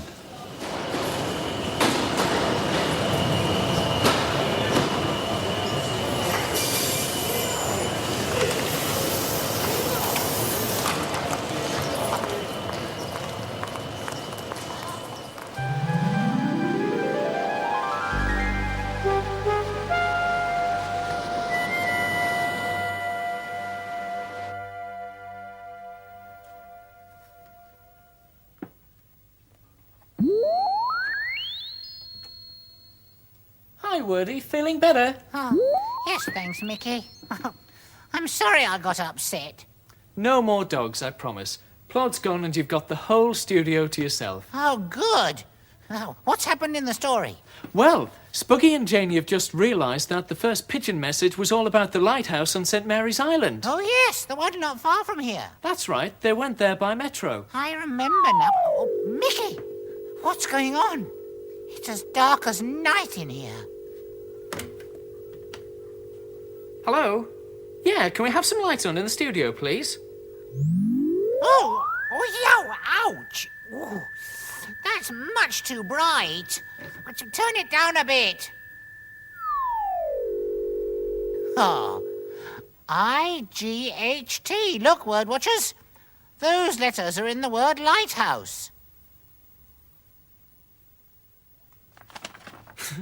You know, I think Janie was right. Spuggy's painting does look more like a spaceship than a lighthouse. Yes. Actually, I've got a song here about the lighthouse at St. Mary's and how it helped people find their way at night. Oh, good-o. Have a listen. On the island stood St. Mary's lighthouse, on the water in the stormy night. All the anxious flyers and the sailors bless St. Mary's for its brilliant light. In fog and wind and rain they felt a dreadful fright. The sailors lost their sails, the flyers lost their way and had to end their flight. Always flashing from St. Mary's lighthouse shone the signal steady, safe and bright. And the flyers and the anxious sailors tried to keep it always in their sight. The storm was getting worse, it beat with all its might. But the flashes from St. Mary's lighthouse signaled, fear no more, this way is right. Oh, the storm must have given everyone quite a fright.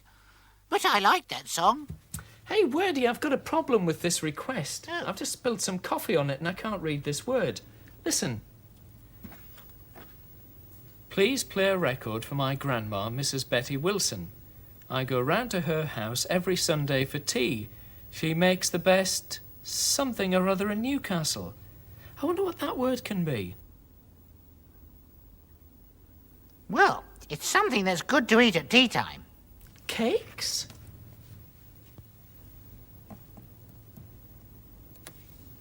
No, that's too short.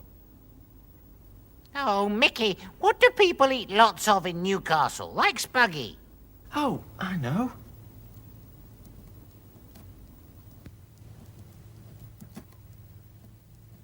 Stotties. She makes the best stotties in Newcastle. Well, word watchers, that solved that little mystery. Tommy's granny will be pleased. Oh, yes. With a word you don't know, the main thing is to have a go. Hey, and here's someone to remind us what to do. If a word is a mystery, be a detective just like me. Have a go and don't take fright, just guess. Then check if you've got it right.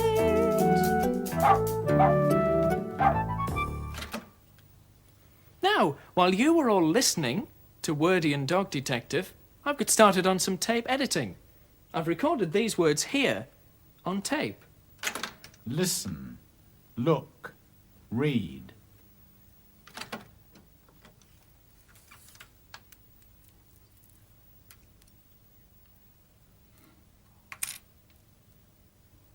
Over here, I've been recording lots of INGs. Ing, ing, ing. Now, I've already started editing this tape.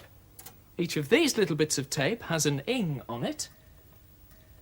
So, with the help of an editing block and some sticky tape,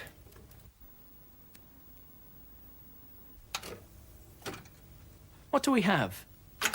Reading. Oh, yes. Build yourself a word with an ing. Reading. But, Mickey, you can't just stick an ing on every word. Look. It won't work with this word. What would you do about that? Hide. Well, first I'd edit that E off the end, and then I'd stick on an ing. Hiding. Ha-ha, you've got the right idea. Here's another. Come.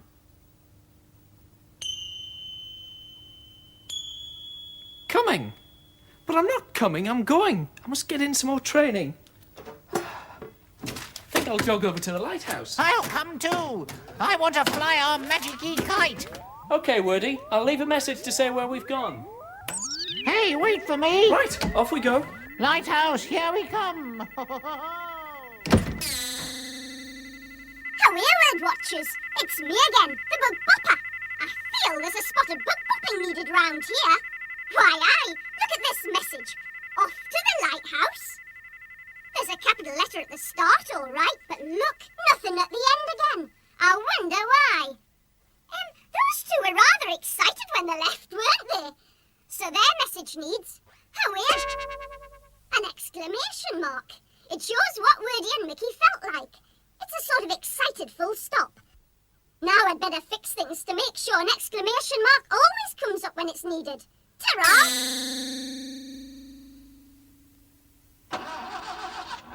Think big, big, big at the beginning.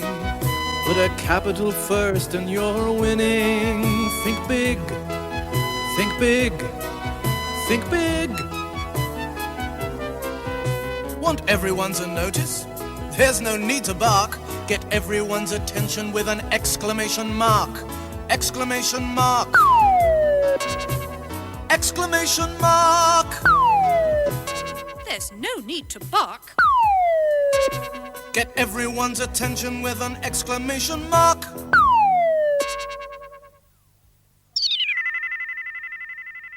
And this part of the story has lots of exclamation marks in it. You'll see, it's coming up now.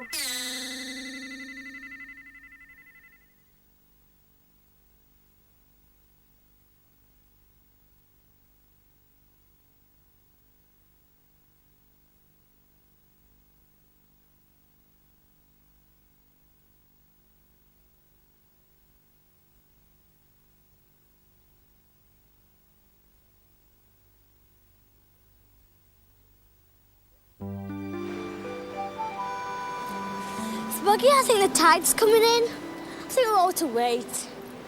Nah, we'll be all right, man. Okay. The lighthouse was on a small island, attached to the land by a causeway.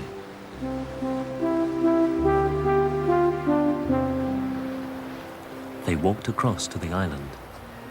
What now? Have a bit of a look around? Okay.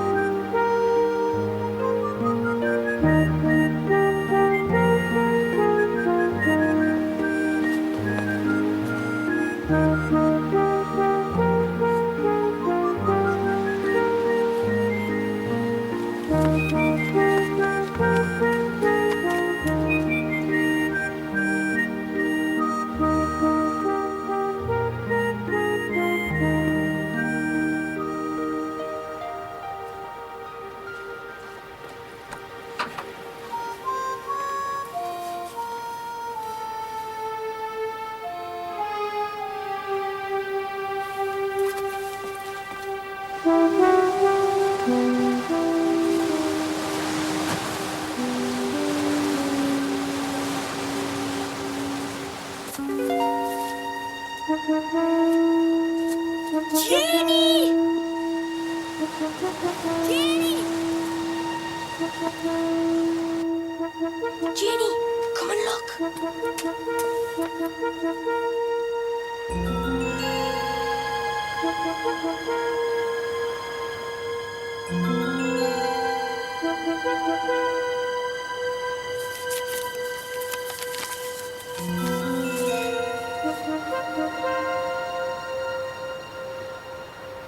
Spuggy had found the Gosforth pendant.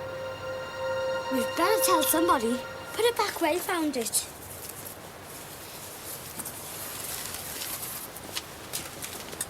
There was a phone box by the main road. We can call the police.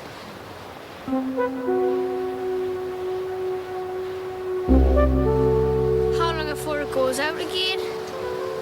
Ages. There was nothing they could do but wait and wait.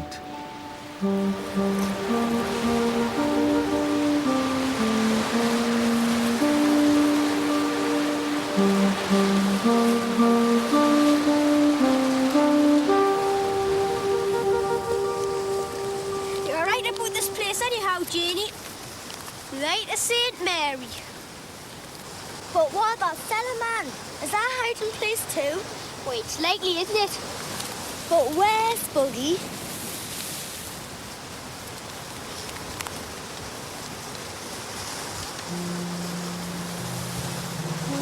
Seaton Delable Hall? What? What about the cellars at Seaton Delable Hall? We saw that man there, didn't we? Maybe he was picking stuff up in the cellars. Cellar man. It's plain enough to me. So he could be there again on Monday.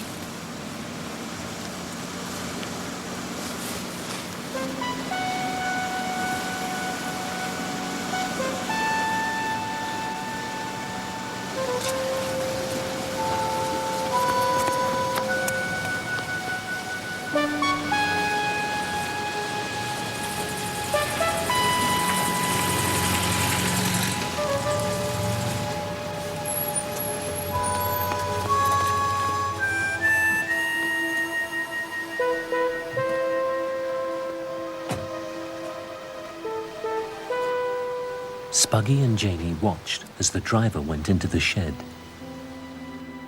and started to load the junk.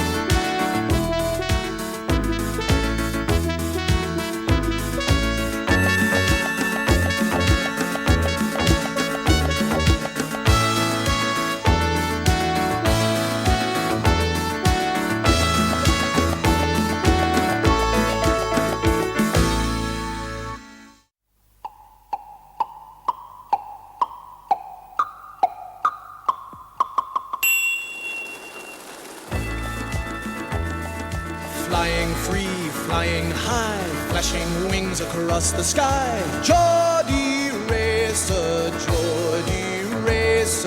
on the road, in the street, hear the sound of pounding feet. Geordie Racer, fly. The story so far, Janie and Spuggy have made a discovery. Jesmond, Gosforth. Both of those names are in the messages, Spuggy. Yeah, but that's the easy bit. Even if Gosforth and Jesmond both stand for burglaries, what about Cellarman and later St.Mary? Then Janie had an idea. St. Mary's Lighthouse. St. Mary's Lighthouse. Light of St.Mary. It's not a horse, it's a place. The lighthouse was on a small island. What joined it to the land?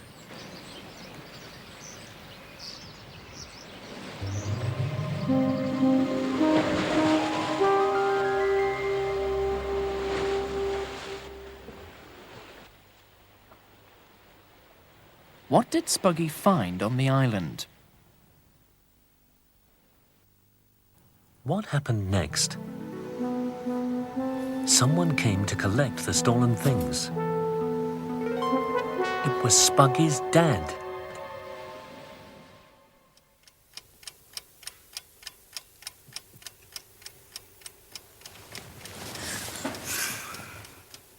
Spuggy didn't sleep at all that night.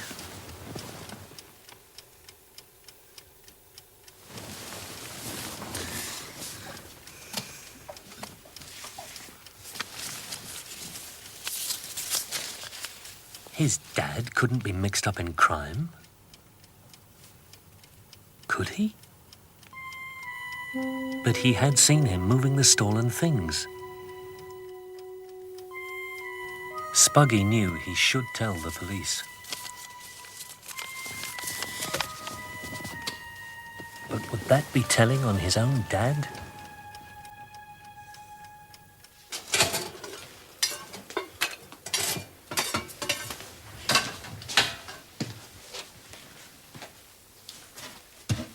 What happened to you last night? You should have come back to the allotment before I went to work.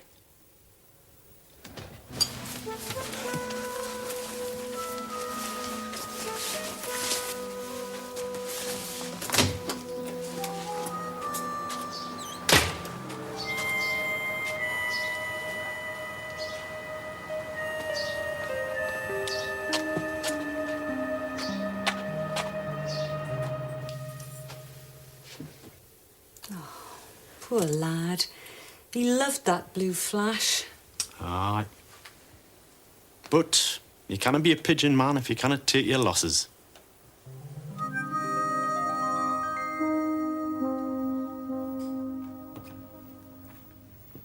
Hello, Word Watchers. Did you hear what Spuggy's dad just said? Listen. You cannot be a pigeon man if you cannot take your losses. That's a good bit of Geordie talk for you. People who come from round here often have their own way of saying things, and even their own words. You'll have heard plenty in the story. Do you remember this? He said I should gang round his loft to see perfect lady. So why don't we? Would maybe find out more. He said to gan, Janie. 2 Geordie words there. Gan and mebbies. Now, even though they're words you might not use yourself, it's easy to guess what they mean. If you listen carefully to people in your part of the country, you'll hear there's many different ways of saying the same thing. Now, here's something else for you to listen to. 2 Geordie songs sung by Geordie children. They're about the sea and fishing. 2 very important things here on Tyneside. See if you can hear any more Geordie words. Bobby Shafto's gone to sea, silver buckles on his knee. He'll come back and marry me, bonny Bobby Shafto. Bobby Shafto's bright and fair, combing down his yellow hair. He's my aim forevermore, bonny Bobby Shafto. Bobby Shafto's gone to sea, silver buckles on his knee. He'll come back and marry me, bonny Bobby Shafto.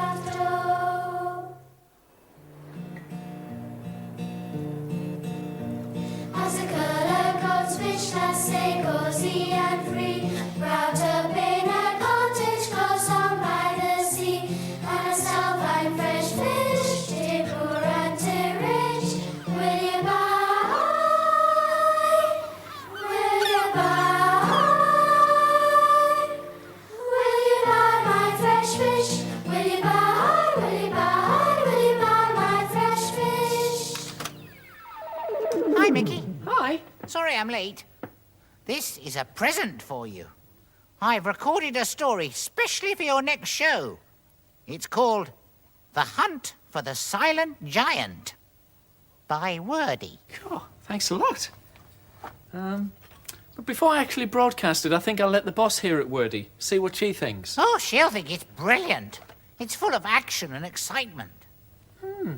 The Hunt for the Silent Giant. The title's full of words ending with NT. Oh, yes, and so's the story. I got the idea from the NT song. Play it for us, Mickey. All right, I've got it here. I want to check up on words ending in N and T. End a word with N and T. What do you get with N and T? You get what you want. You want to be rich, N and T make you a pendant. You want to be safe, N and T bring you an attendant. You can't grow veg, N and T dig your allotment. You want a good time, N and T give you excitement. Got the point beam where we went. Got the messages we sent. Oh, brilliant. The Hunt for the Silent Giant. End a word with N and T. What do you get with N and T? You get what you want. Oh, yes. Ha-ha. I think I've got the point, all right. My story's going to be a great success. I just can't wait for Mickey to come back. Let's hear the song again, Word Watchers. And this time, you sing the missing NT words out loud.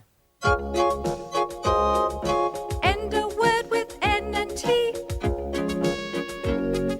What do you get with N and T? You get what you want.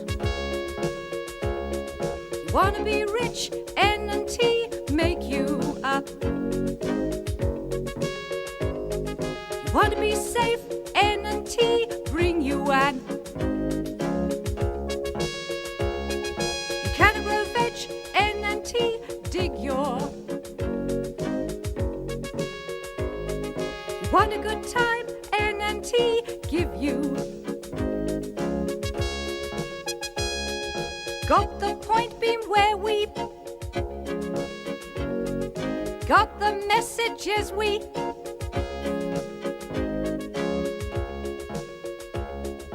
End a word with N and T. What do you get with N and T? You get what you Radio Newcastle, Studio 1B. No, it's all right. We're not on the air. I'm sorry, Mickey Stone's not here just now. Yes, I am all alone. Does Mickey do a phone-in on his show? Yes, he does. Every day, except Sundays. Oh, dear.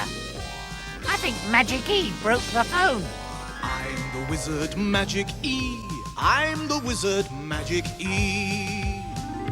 I'll make sure you recognize Magic E with ears and eyes. Use your ears, use your eyes. Wee! Magic E.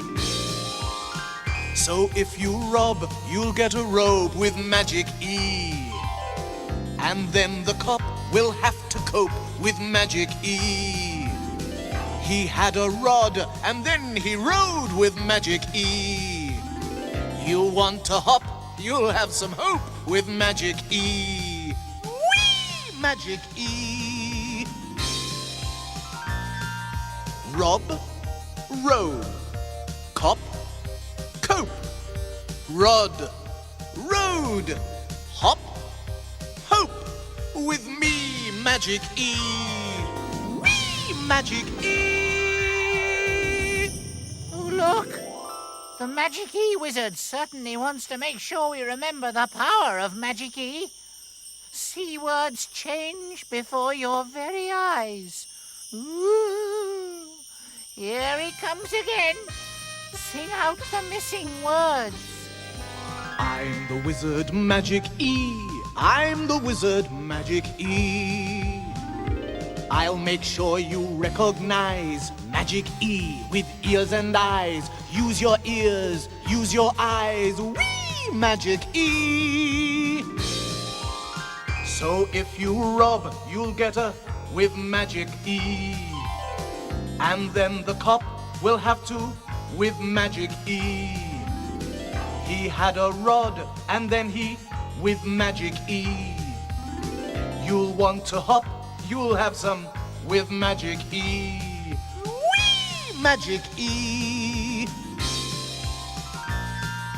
Rob,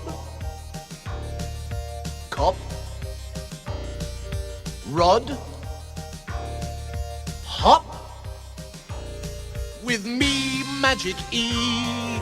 Whee! Magic E. Hi, Woody. I've just seen the boss. It's, bad news about the story, I'm afraid. What? Oh, come on, Mickey, don't mess me about. She loved it. Loved it? No, just the opposite. She hated it. She what? I don't believe it. She said it was boring. But I thought it was exciting. She said it was too long. And I thought it was too short. Well, obviously you and the boss have opposite points of view. Never mind, Woody, you win some. And you lose some.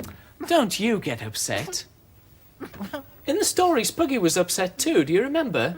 Let's read about it. Oh. OK, I'll just clean the screen a little.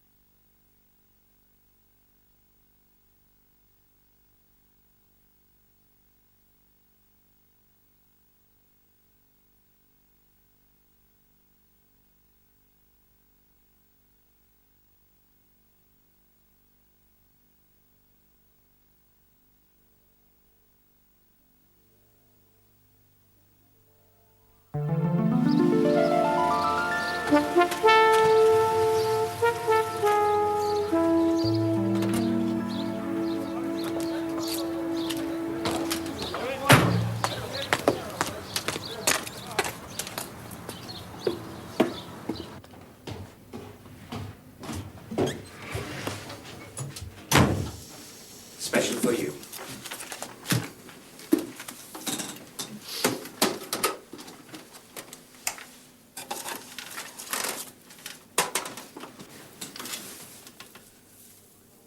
One of the lads found it a few miles out. Been smashed in a storm, he thought. Carefully, Baz looked at the bird.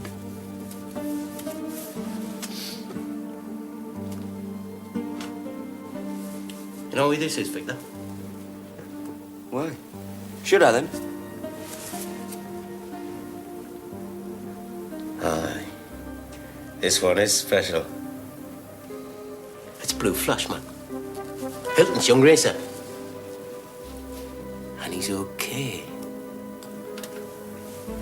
Now I've got the two funniest pigeons in Newcastle. Perfect Lady and Blue Flash.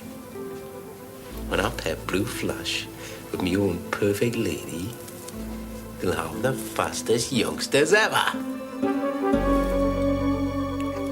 I'll win every race it's ever flown, Victor. Never mind pigeons. What about the Gosforth stuff? Ray got it, I hope. Right, aye. And he never suspected a thing, poor lad. Let's hope he doesn't suspect about the map as well, then. Leave Ray to me.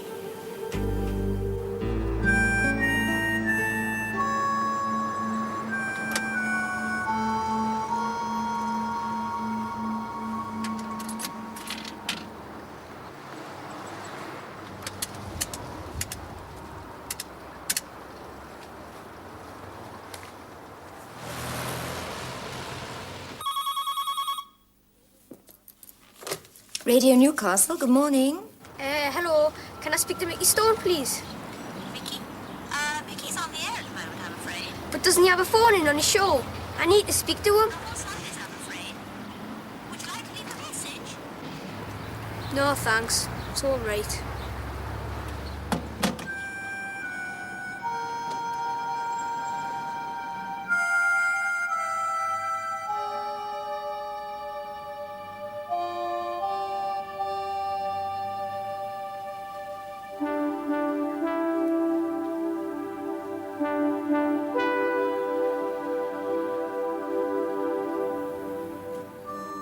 Spuggy was waiting for Mickey when he came out of the studio. Hi, Spuggy. Did you win? Nah, Blue Flash never came back. He's lost. But I came to ask you if you'd seen something about it on your show. The lost pigeon spot, sure. I'll mention it on tomorrow's show, OK? Ask everyone to keep their eyes open. Bet he turns up anyway. Is there anything else on your mind? Well, I'm always ready to listen, anytime you like. But if you do have a problem, Spuggy, you ought to talk about it to your mum or dad. Aye, thanks.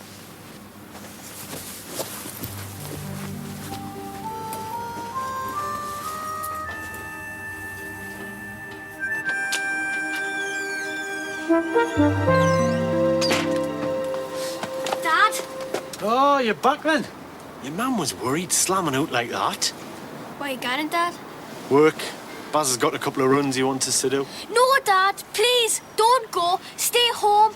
Huh? Please. Oh, give our man. You're making an awful fuss about a pigeon.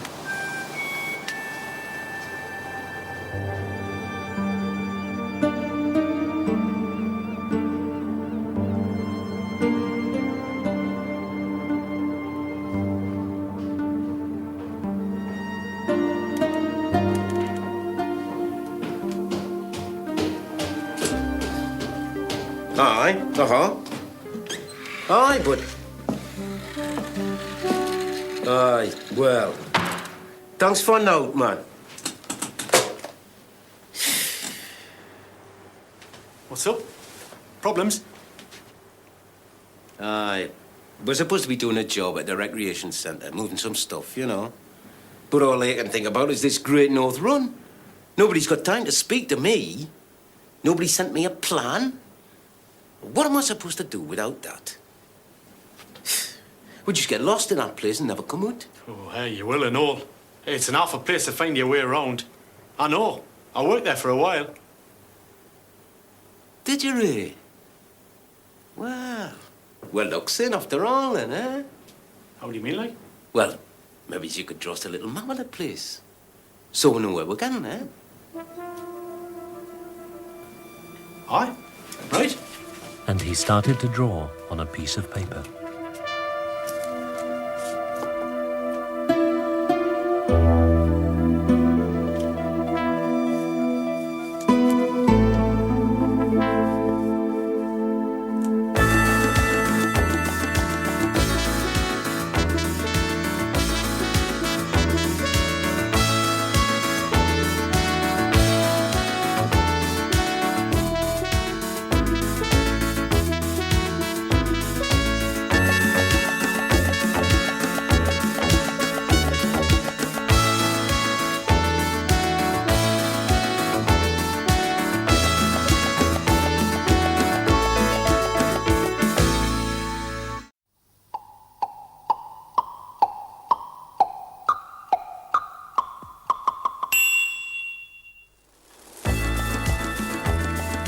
Flying free, flying high, flashing wings across the sky. Geordie Racer, Geordie Racer, on the road, in the street, hear the sound of pounding feet. Geordie Racer, fly. The story so far. Spuggy had had a sleepless night. Was his dad mixed up in crime? What should he do? Spuggy tried to talk to Mickey Stone. Hi, Spuggy. Did you win? Nah, Blue Flash never came back. He's lost. Is there anything else on your mind? Well, I'm always ready to listen, anytime you like. Meanwhile, Blue Flash had been found, but Victor took him to Baz. Victor told Baz the bird had been smashed in a storm. Baz was going to keep Blue Flash for himself. What happened next? Baz tricked Dad into drawing a plan of the recreation centre. What is Baz up to? Spuggy and Janie already have their suspicions, but have they guessed right about that second message? Seaton Delaval Hall? What? What about the cellars at Seaton Delaval Hall? We saw that man there, didn't we? Maybe he was picking stuff up. In the cellars. Cellar man. It's plain enough to me. So, he could be there again on Monday.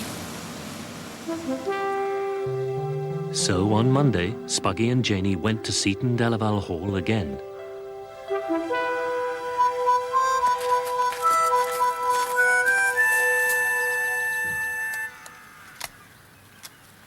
They slipped into the cellars.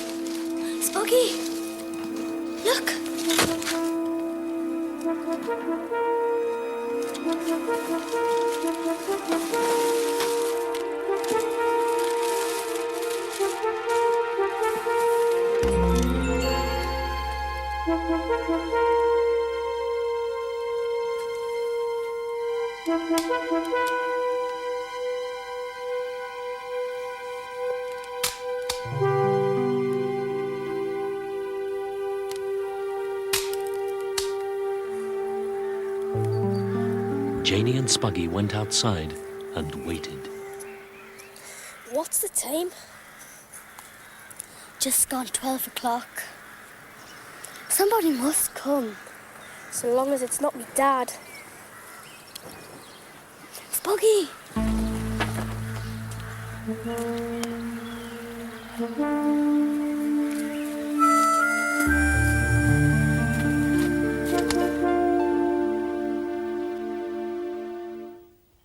Oh, word watchers, it certainly looks as if Victor's on his way to the cellars. He must be Cellarman. Spuggy and Janie guessed right about that second message. Oh, clues followed up and another mystery solved. Oh, just like Dog Detective. What a word, but don't take fright. Have a go, you might be right. Look ahead, look behind, see what clues you can find. Use your head, think it out. What's the sentence all about? Janie took a photograph of the stolen something. What did they find in the cellars? Have a guess. Pictures? Janie took a photograph of the stolen pictures? Still in doubt? Look at the letters and check it out. Paintings! Janie took a photograph of the stolen paintings. With a word you don't know, the main thing is to have a go. So Janie took a photograph of the stolen paintings. Photographs are real evidence. In the dark, you need...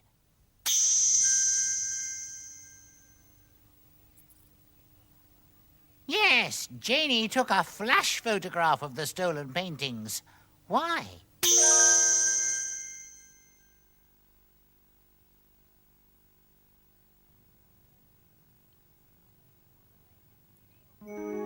But they hadn't been able to take a photograph of this. The Gosforth pendant. They had found it at St.Mary's. But Spuggy's dad had picked it up for Baz. End a word with N and T.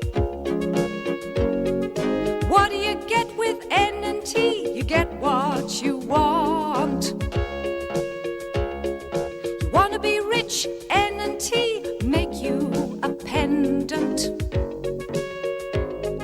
You wanna be safe, N&T bring you an attendant.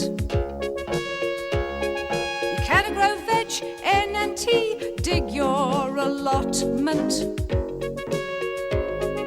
You want a good time, N&T give you excitement.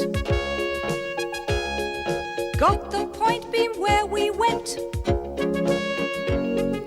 Got the messages we sent. And a word with N&T.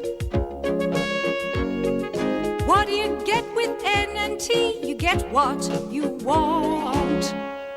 Well, word watchers, what I want is Mickey. Where's he got to? He must still be busy in the office. Hello, Mickey Stone. Hello, Station Officer Taylor. Thanks for calling. It's about the letter you sent regarding the cycle ride from Land's End to John O'Groats. You and the fellas are cycling for charity. I thought it'd be a nice idea if we could come out and have a chat to you this morning. About 11:30? Great. If you've got the bikes there... Aha! A message from Mickey. I am no the telly... That doesn't make sense. I've made a mistake. Ha! Just like that other high-powered DJ I know. Hey, I'm your local DJ. Glad you're tuning in today. What's this next disc I'm going to play? A great new album, Dick Dark, No Drums? Ay, that's kinda odd. Start again, you silly Bob. What's the first letter of that word? Dick Dark on drums. Yeah, greatest title you ever heard. It's Funky Man. Well, the DJ got it right in the end. Oh, but don't forget, it always pays to check that first letter. Still no sign of Mickey. And just when I've got something really special I want to show him. Look.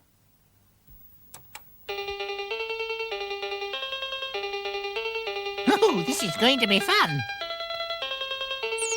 Ooh, hang on. Another message. Oh, off to ride a bike. How long's that going to take? But look, Mickey seems to have got the message too. He's got Magic Key really sorted out at last. It's all thanks to our kite and the Magic Key wizard. Head away! I'm the wizard Magic E. I'm the wizard Magic E. I'll make sure you recognize Magic E with ears and eyes. Use your ears, use your eyes. Whee! Magic E. If you slid, you had a slide with Magic E. Hit your shin? Let's make it shine with Magic E. You want your strip? You have a stripe with Magic E. And if you win, you'll get some wine with Magic E. Whee! Magic E. Slid. Shin. Strip. Win. With me, Magic E. Whee! Magic E. This is Mickey Stone, BBC Radio Newcastle, and I'm at the City Centre Fire Station. Bob, you're raising money for a local children's hospital for the burns unit. Are you doing it all via sponsorship? Yeah, that's right. We're selling tickets at 10 pence each to the public. We're asking them to guess how long it's going to take us to ride the event. And we've got several good prizes if they guess right. What sort of figure are you trying to raise at the end of it all? We're trying to get about £7,500. It's for a specialist bed for the burns unit at the Fleming Hospital. And are there easy bikes to handle and to get used to? Feel free to have a go if you'd like. All right, go on. You talked me into it. Got a high saddle, though, this I must... Oh!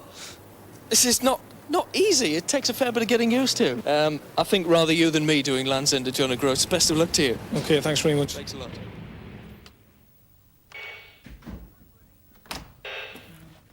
Hi, Woody. Oh, you're back at last. I got the story I wanted. I think I'll run it in tomorrow's show. Oh, did you get my messages okay? Yes, thanks. Magic E and all. Oh, good. But now you're here, I want to show you this. The new Geordie Racer computer game. And I'm in it. Oh. Look, I've got to a bit that's all about carrier pigeons. They've got messages for us. Can I play? Yes. Sit down and have a go. And the word watchers can help you. It's much better fun if we all play it together. Now, press that. What? This? Yes. Ha! There's me. Oh, look, there's Blink.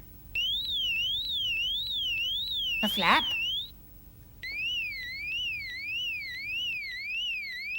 Flip. And flop. They're carrier pigeons. They carry the messages. They've got a message for us. But what's that for, Wordy? It means press the space bar, Mickey. Oh, which is that? Oh, look, there's Blink. Here is my message. The artist something or other up the steep mountain. The rain has washed a word off. The missing word is one of these. Oh, I see, Wordy. I've actually got to fill in the missing word. That's right. Right. Well, the artist walked up the steep mountain. Good try. But there is a better word. Try again. If it's not walked, the artist clinging up the steep mountain? No, that doesn't make sense. So it must be the artist climbed up a steep mountain. That's it. Ha-ha! Now your turn, Flap. He something a river far below. He swam a river far below? Not quite right. But where do you do? Swim a river? Yes, but if he's at the top of a mountain, he won't be swimming a river down below, silly. Try again. Well, it must be he saw a river far below. That's it. Hey, word watchers. The pigeon messages in the Geordie Racer computer game are going to keep Mickey busy for quite a while. And there's lots of different things for him to do after that. So, why don't we catch up with the story? Spuggy and Janie have worked out the Cellarman message, but they want to get some proper evidence. What happened next? Oh, let's read about it.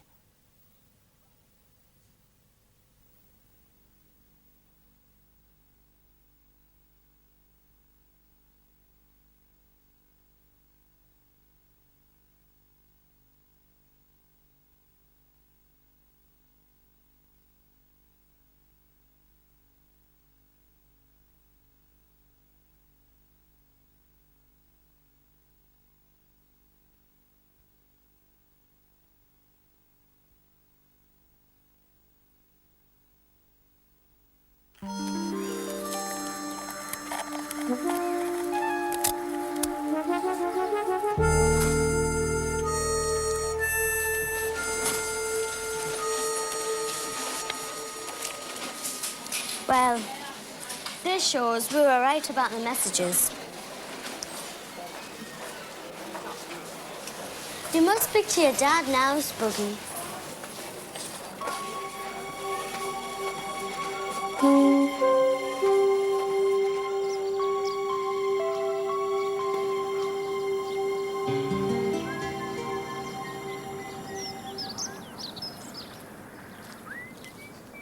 Spuggy found his dad on the allotment. He seemed very happy.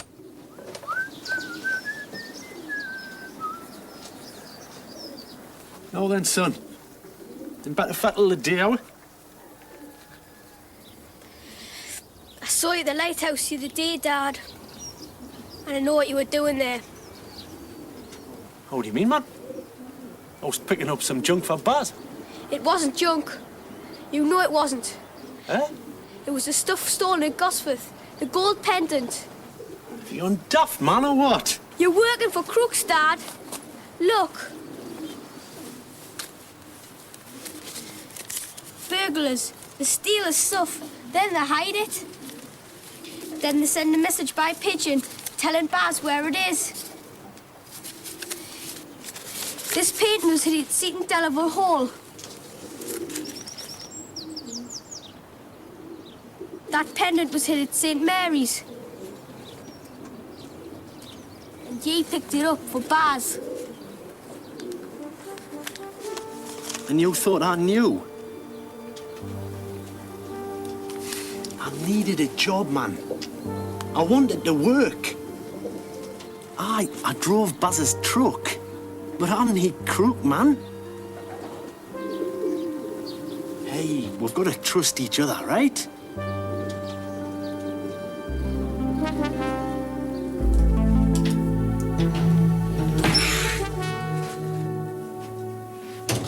You're in shop, Ray. What's the matter? Seems I'm mixed up with a lot of crooks. That's what's the matter.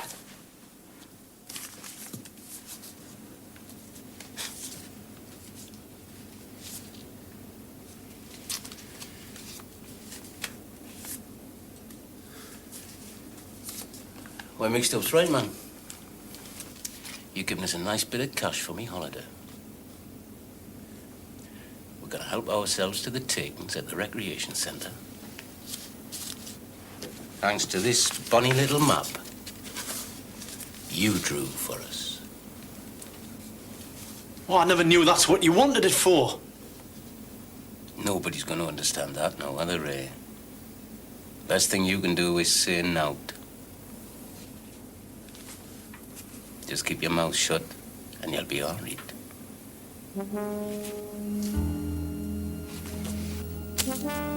I'll keep these.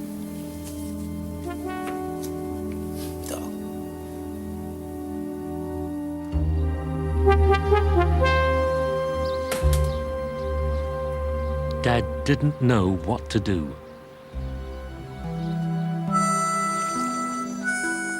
But by the time he'd got home, he had made up his mind.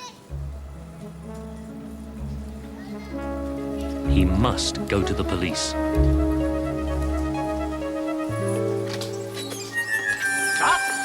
Dad! Mum's had a fall. She's tripped over plod, and I think she's broken her leg.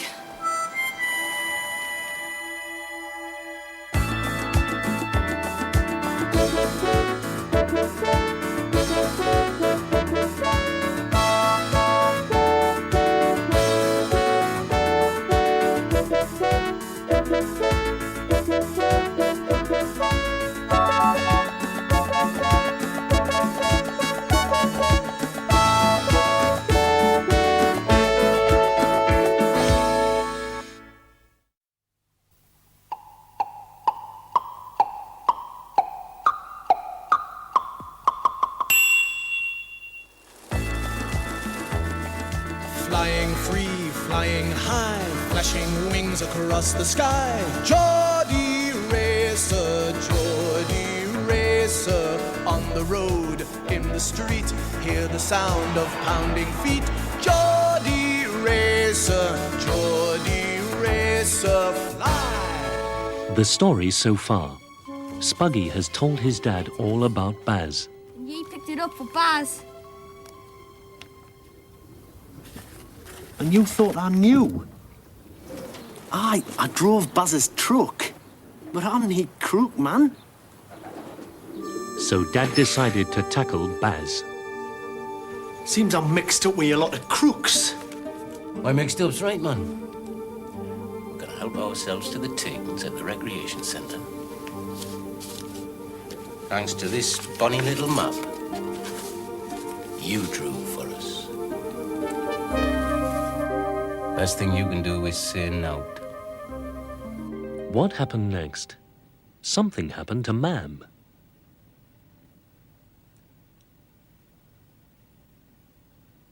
She tripped over plod and broke her leg. Meanwhile, Dad had gone to the police. Spuggy was worried.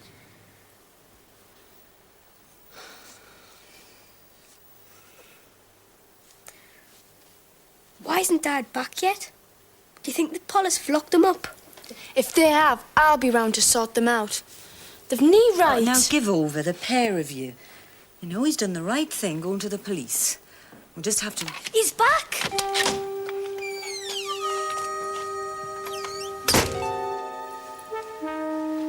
What did the police say, Dad?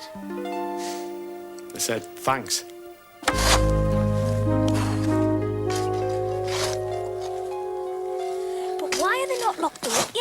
Dad. Why? 5 days now since you tell us, and Baz and Victor are still dotting about. Free as birds. Look, man, if I've told you this once, I've told you 1,000 times. The police want to catch them red-handed, but I don't know what day the raid's planned for, so they're keeping an eye on the recreation centre. But why can't they just... But the police cannot watch it forever. They've got too much else to do, right? Coming for the last run, Dad? Aye, maybe I will. It's the big day tomorrow. Tomorrow was the day of the Great North Run.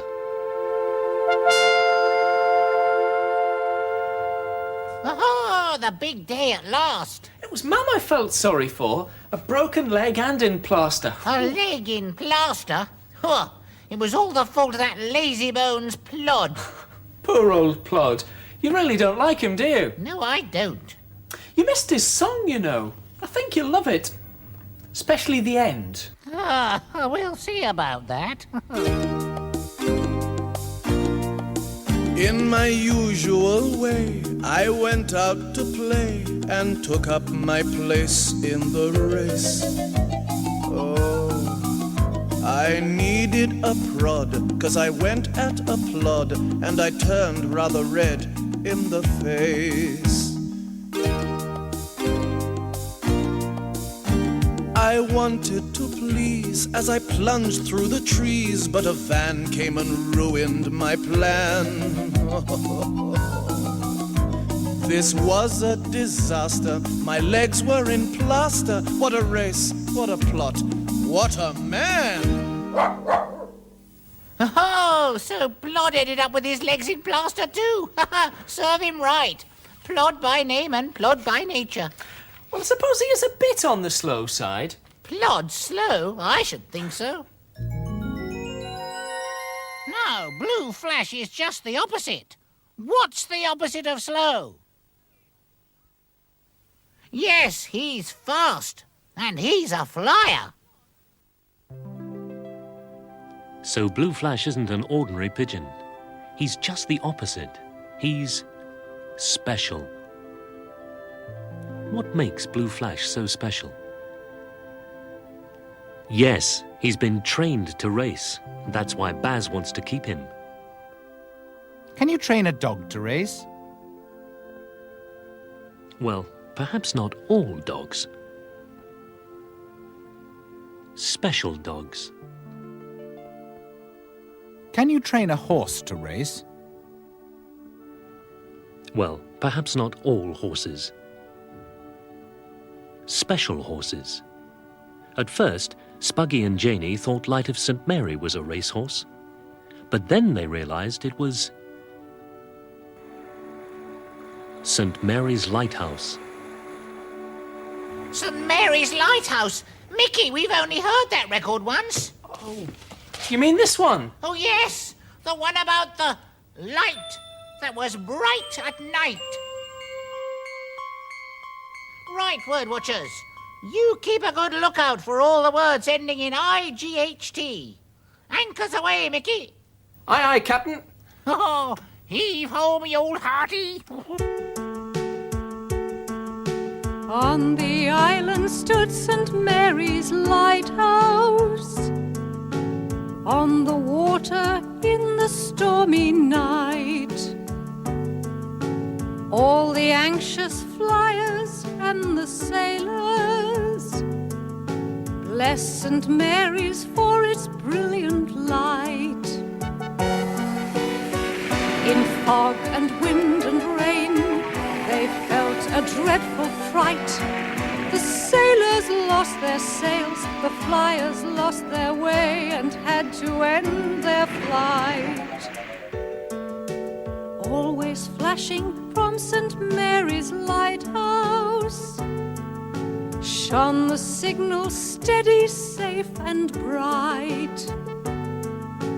And the flyers and the anxious sailors tried to keep it always in their sight. The storm was getting worse, its might. But the flashes from St.Mary's lighthouse signaled fear no more, this way is right. Oh, it's finished. I'm glad everyone was all right. Don't take it all so seriously, Wordy. Everything in that song happened a long time ago. Ah, happened. Finished. Have you noticed, word watchers? We often put ed at the end of words to show that something's finished, that it's happened. Bill the Brickie's got a song about that. Yes. Do you remember he started to build words ending in ed into his word wall? Oh, yes. Why don't you build yourself a word? Build yourself a word with ed. To say it's happened, take laugh, add ed. Build yourself a word. All together now. Laughed, laughed. Take look, add ed.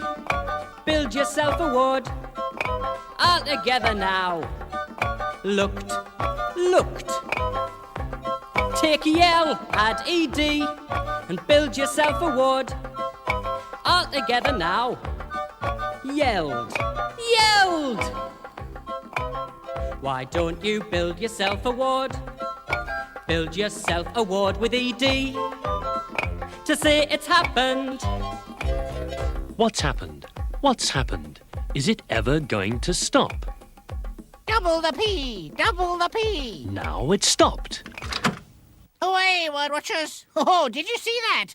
Adding ed isn't always as simple as you think. With some words, you can't just add ed. You have to double up the last letter of the word as well. Look again. Stop. Stopped. Oh, so let's double up with ed. Watch this.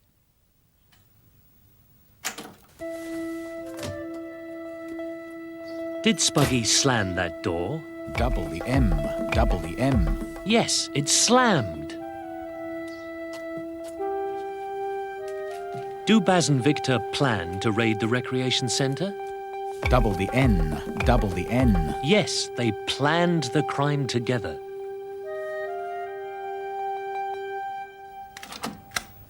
The trouble was, the police didn't know what day the raid was planned for. And as Dad said, they wanted to catch Baz and Victor red-handed. Red-handed? You mean like this? No, silly. It's just a turn of phrase. It means catch them actually committing the crime. So then they couldn't possibly say it wasn't them. That's right. Now, when something serious like that happens, our newsroom get to hear about it almost at once. Actually, that reminds me, I haven't given them a ring this morning. Hello, newsroom? Mickey Stone, Studio 1B. I just wanted to check on the latest news stories. Fire at the quayside. Anybody hurt? 2 men, they've been taken to hospital. Okay, thanks. Okay, I'll send the radio car straight down there. Excuse me, Chris, I've just been onto the fire brigade. They tell me there's been a fire down at the quayside. 2 men have been taken to hospital. I'd like you to take the radio car down there straight away and do a live feed into the next news. Right, okay.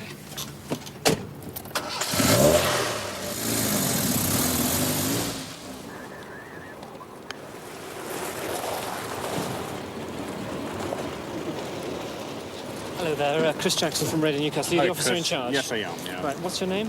Divisional Officer Ken Horn. Right, do we know what the situation is on board at the moment?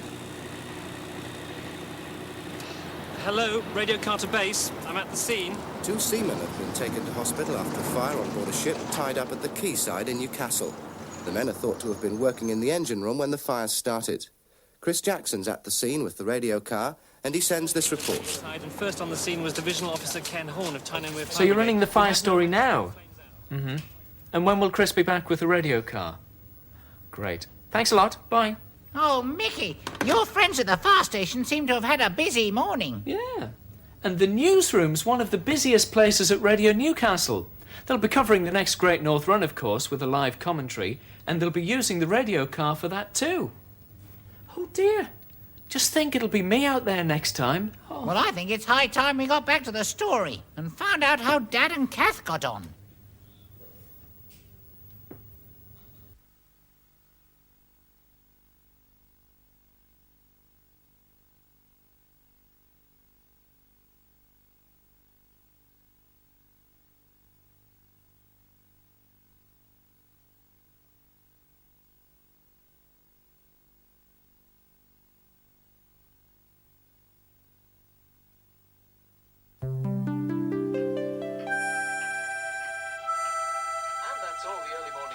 have on Radio Newcastle. Now time for a check on the weather forecast as we go over to Newcastle Weather Centre. And here's the weather forecast for the big day. It will be fine, and early on there'll even be some sunshine. The light wind from the northwest shouldn't be too much of a problem, but later on it will become cloudy, and there may be some light showers near the coast.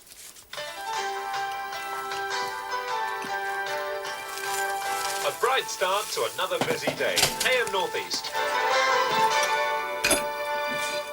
Right, now after that, first of all, best of luck to everybody who's taking part in this year's Great North Run. Hope the training's gone very well. For those of you who are not going to be able to make it down to the event, don't forget we've got live commentary of the Great North Run.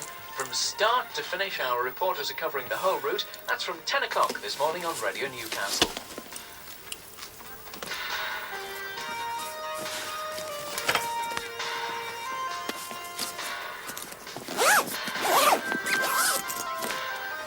Right, now, are you sure you've had enough to eat, Pet? Aye, Mum. And you've got everything you need? Aye, Mum. Aye, it's an awful shame you're not running with this, Bev. Well, it's my own daft fault. I shouldn't have fallen over the dog. Aye. Are you coming to watch then? Maybe later on. I've got to see to the pigeons first. Hey, good luck, Dad, right? Thanks, son. Aye, I'm going to need it. So is it pigeons first? Aye, aye, so it should be. Away now, you two. Get going. You're going to be late. The rest will be at Shields before you two have got started at this rate. Thanks, Pet. Good luck. Ta-da. And enjoy yourselves. Right, ta-ra, Mum. See you later. Bye.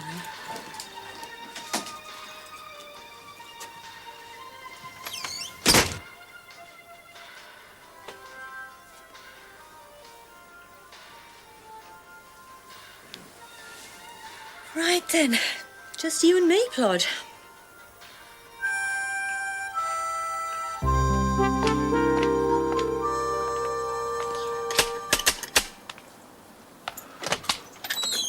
Morning, Mrs. Hilton. Oh, hello, Mickey. I heard about your accident. Come to interview the culprit, have you? Come in. Thanks. So it's your fault, is it? Well, no, it's you I've come to interview, actually. I hope you don't mind. It's a real hard luck story. Why, no, not at all. Only I was just a way out. I kind of sit still here, you know. I was going to take the radio and listen to the run down the allotment. Well, I've got the car outside. I can give you both a lift. Me dad says the police says there's not enough real evidence yet. They're gonna have to catch him red-handed, but they can't watch the recreation centre forever. Aye. If only we knew when, Janie. They'll get caught, Spuggy. Crooks always do at the end. Yeah. Yeah, give us a hand.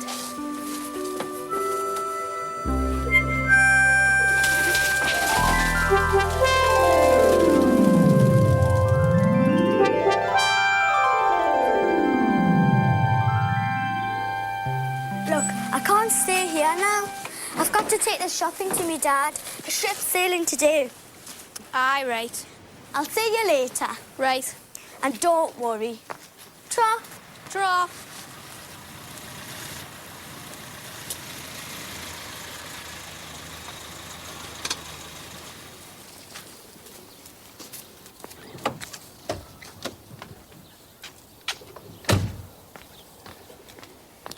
Hi, Spuggy. Hi. You must be the only two people in Newcastle who aren't going to the run. You should see the crowds. Police have got a hard day today. I've just found out what was on your mind the other day. You did right to speak to your dad. Any news of Blue Flash? He's, trying not to think about that anymore.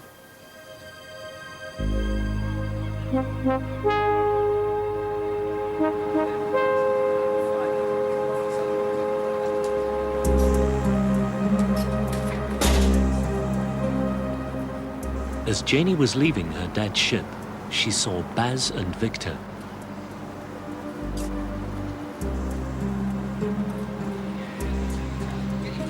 Baz was carrying a pigeon basket.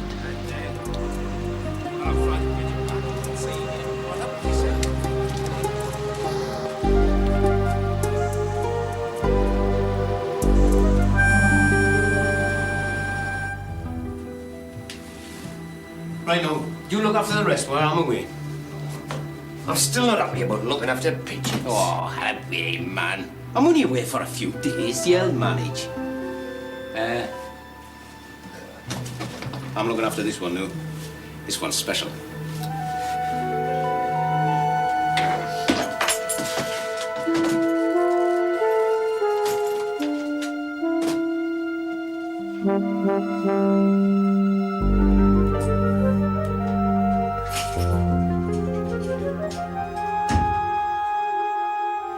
Right now. I'll see you in an hour at the metro exit.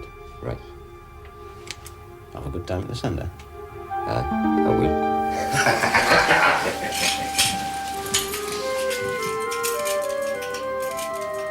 Oh, hang on a minute. Better lock the door. Maybe there's burglars about.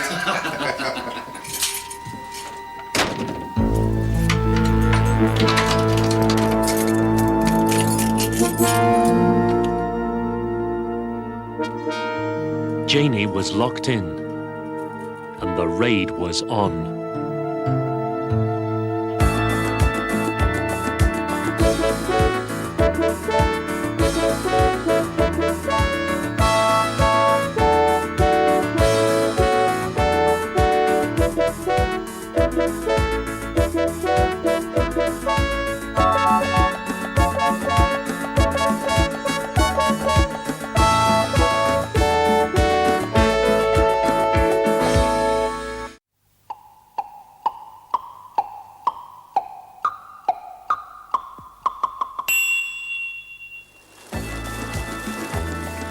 Flying free, flying high, flashing wings across the sky. Geordie Racer, Geordie Racer, on the road, in the street, hear the sound of pounding feet.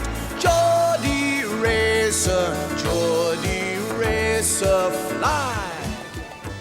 At last, the day of the Great North Run. Somewhere down there, waiting at the start, were Dad and Kath.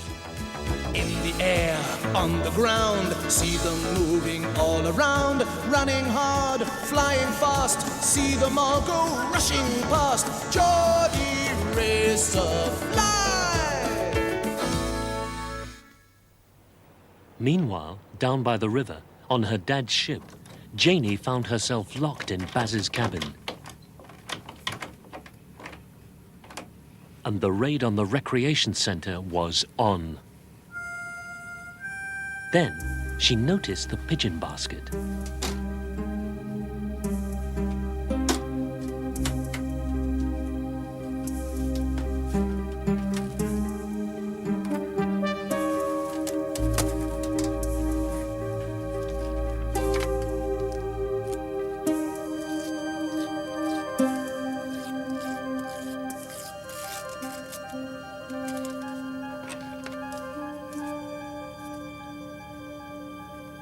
Janie wrote a message.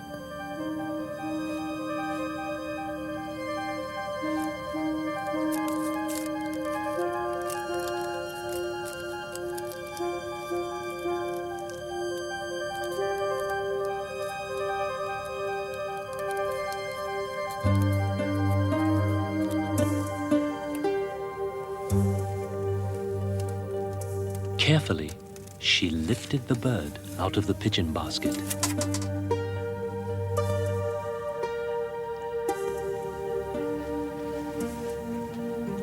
Are you Blue Flash?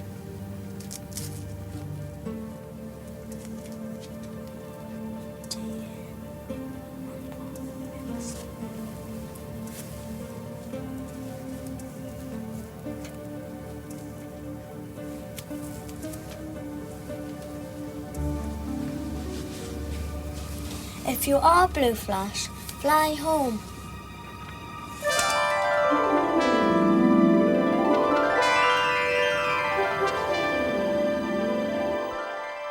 Oh, Mickey, was that Blue Flash? Well, Janie thought it might be. Did you see what she did?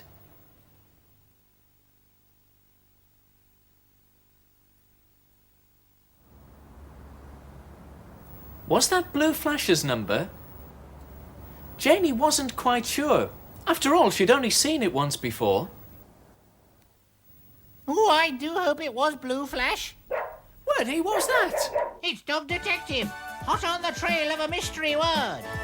What a word, but don't take fright. Have a go, you might be right.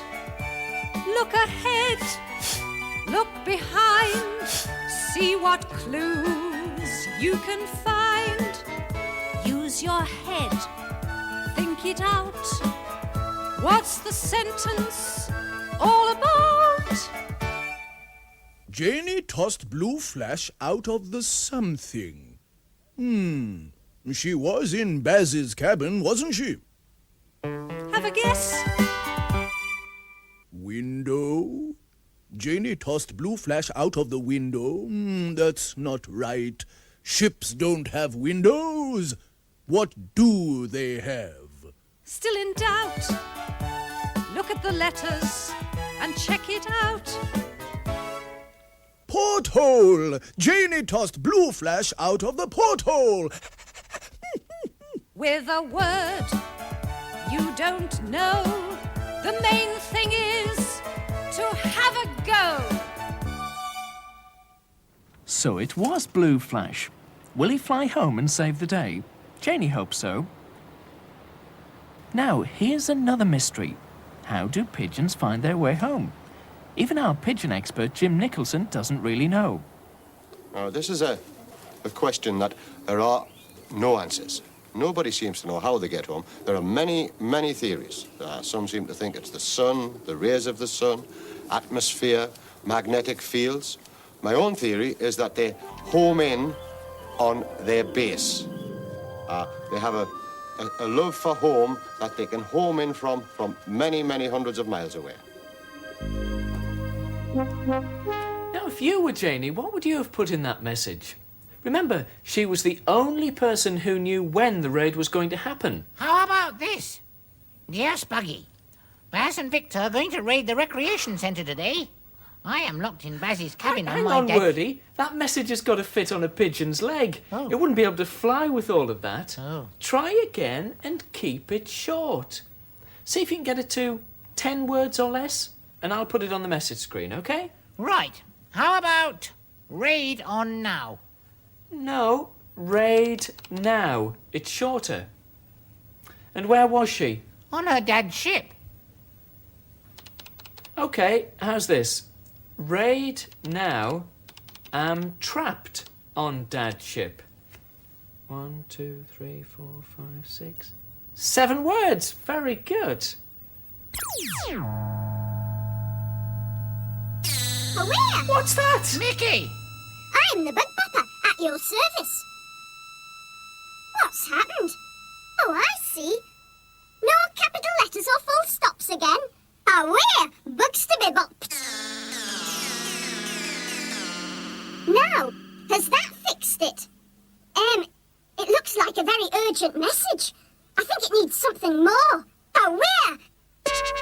An exclamation mark. That's better. Hey, Mickey! I knew there were still some bugs in that message system. Well, thanks for fixing things, whoever you are. That's my job. After all, I am a bug bopper. Ta-ra! Ta-ra!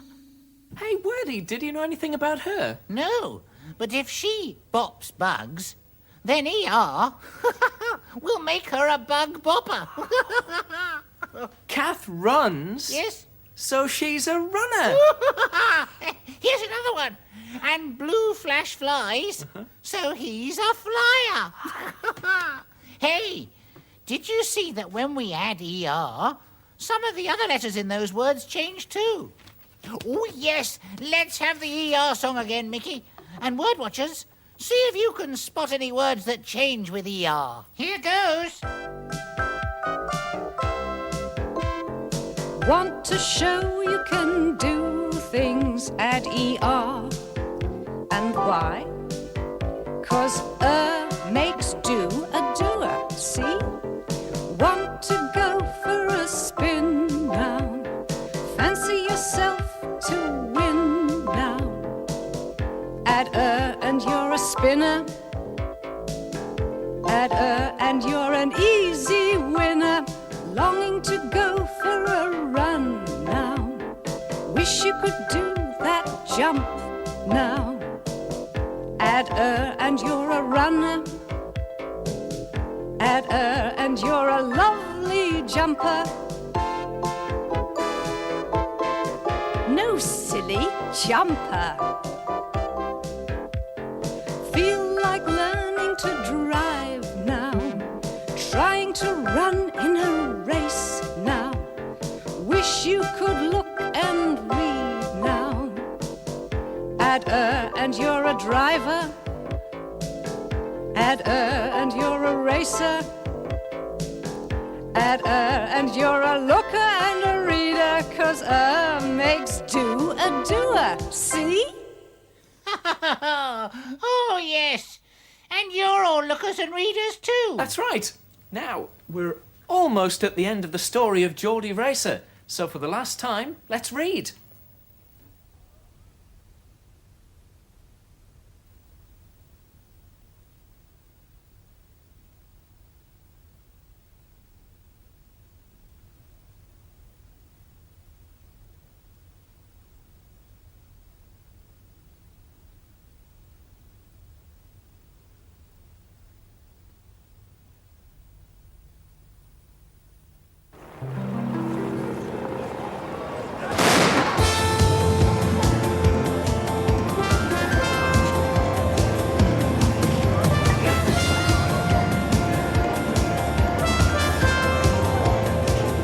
At last, the 27,000 runners were off. All the training was over. This was it.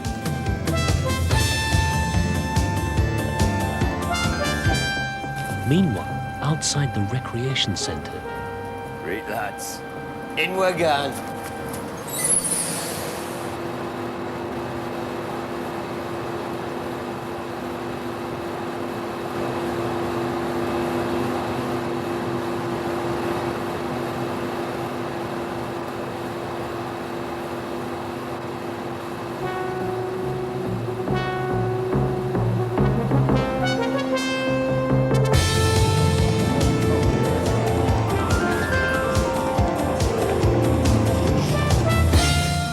At the allotment, Mam and Mickey were finishing their interview. Right, well, thanks very much for talking to us, Bev, and better luck next year, eh? Thanks very much. Great. Born to be interviewed. The pair of you.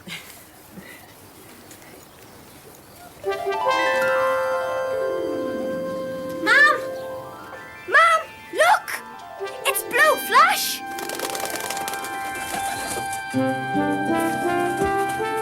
Blue Flash, you bunny lad! Where you been, man,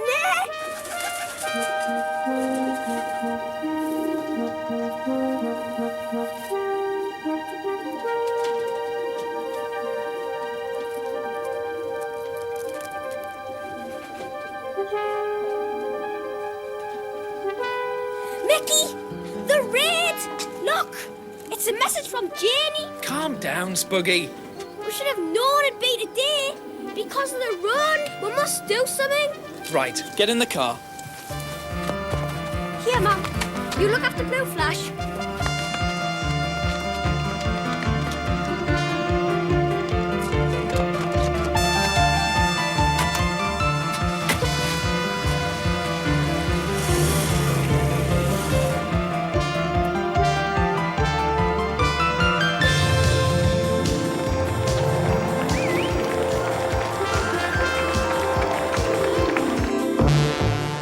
Inside the recreation centre, the three men in tracksuits were now leaving. The police! I'll tell them about the raid. Mickey! You go to the ship, find Janie's dad and help her. Okay.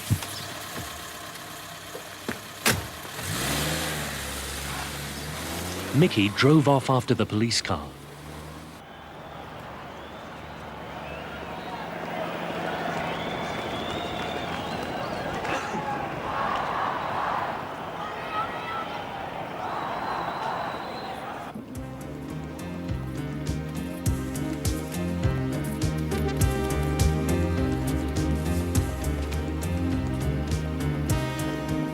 Spuggy saw Victor going into a metro station.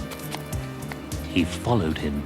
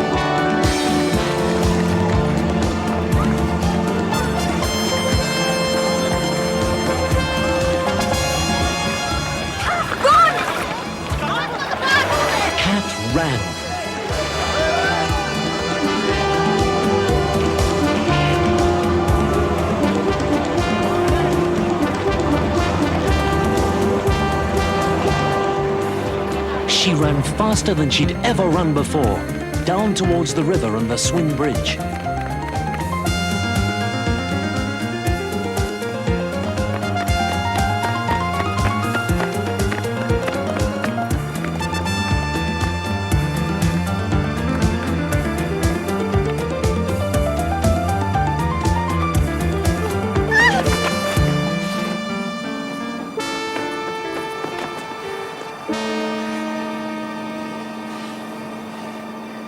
I think I'll take that bag now, if you don't mind. Bonnie lass? Oh! Don't let it go.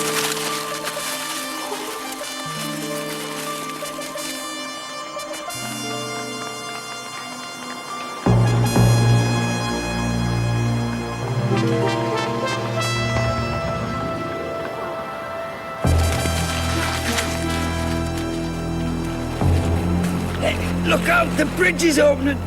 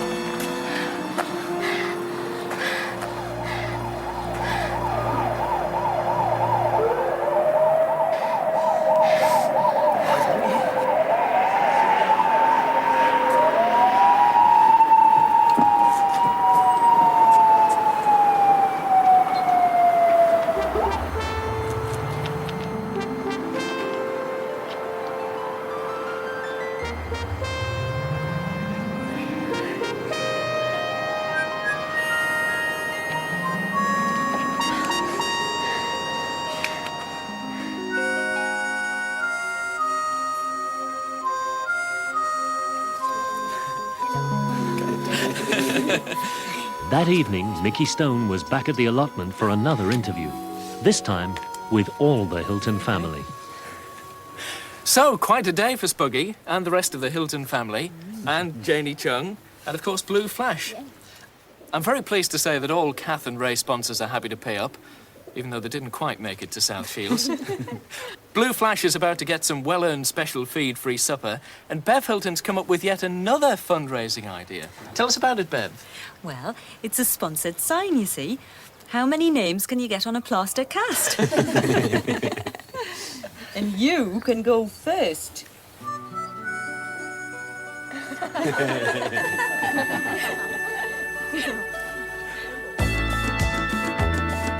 Flying free, flying high, flashing wings across the sky. Geordie Racer, on the road, in the street, hear the sound of pounding feet. Geordie Racer, don't wait, don't stop. You're heading home, don't rest, don't drop. You're heading home, in the air, on the ground. See them moving all around, running hard, flying fast. See them all go rushing past. Geordie Racer, fly! Bye-bye, word watchers. Hope you enjoyed the story. Ta-ra! Ta-ra!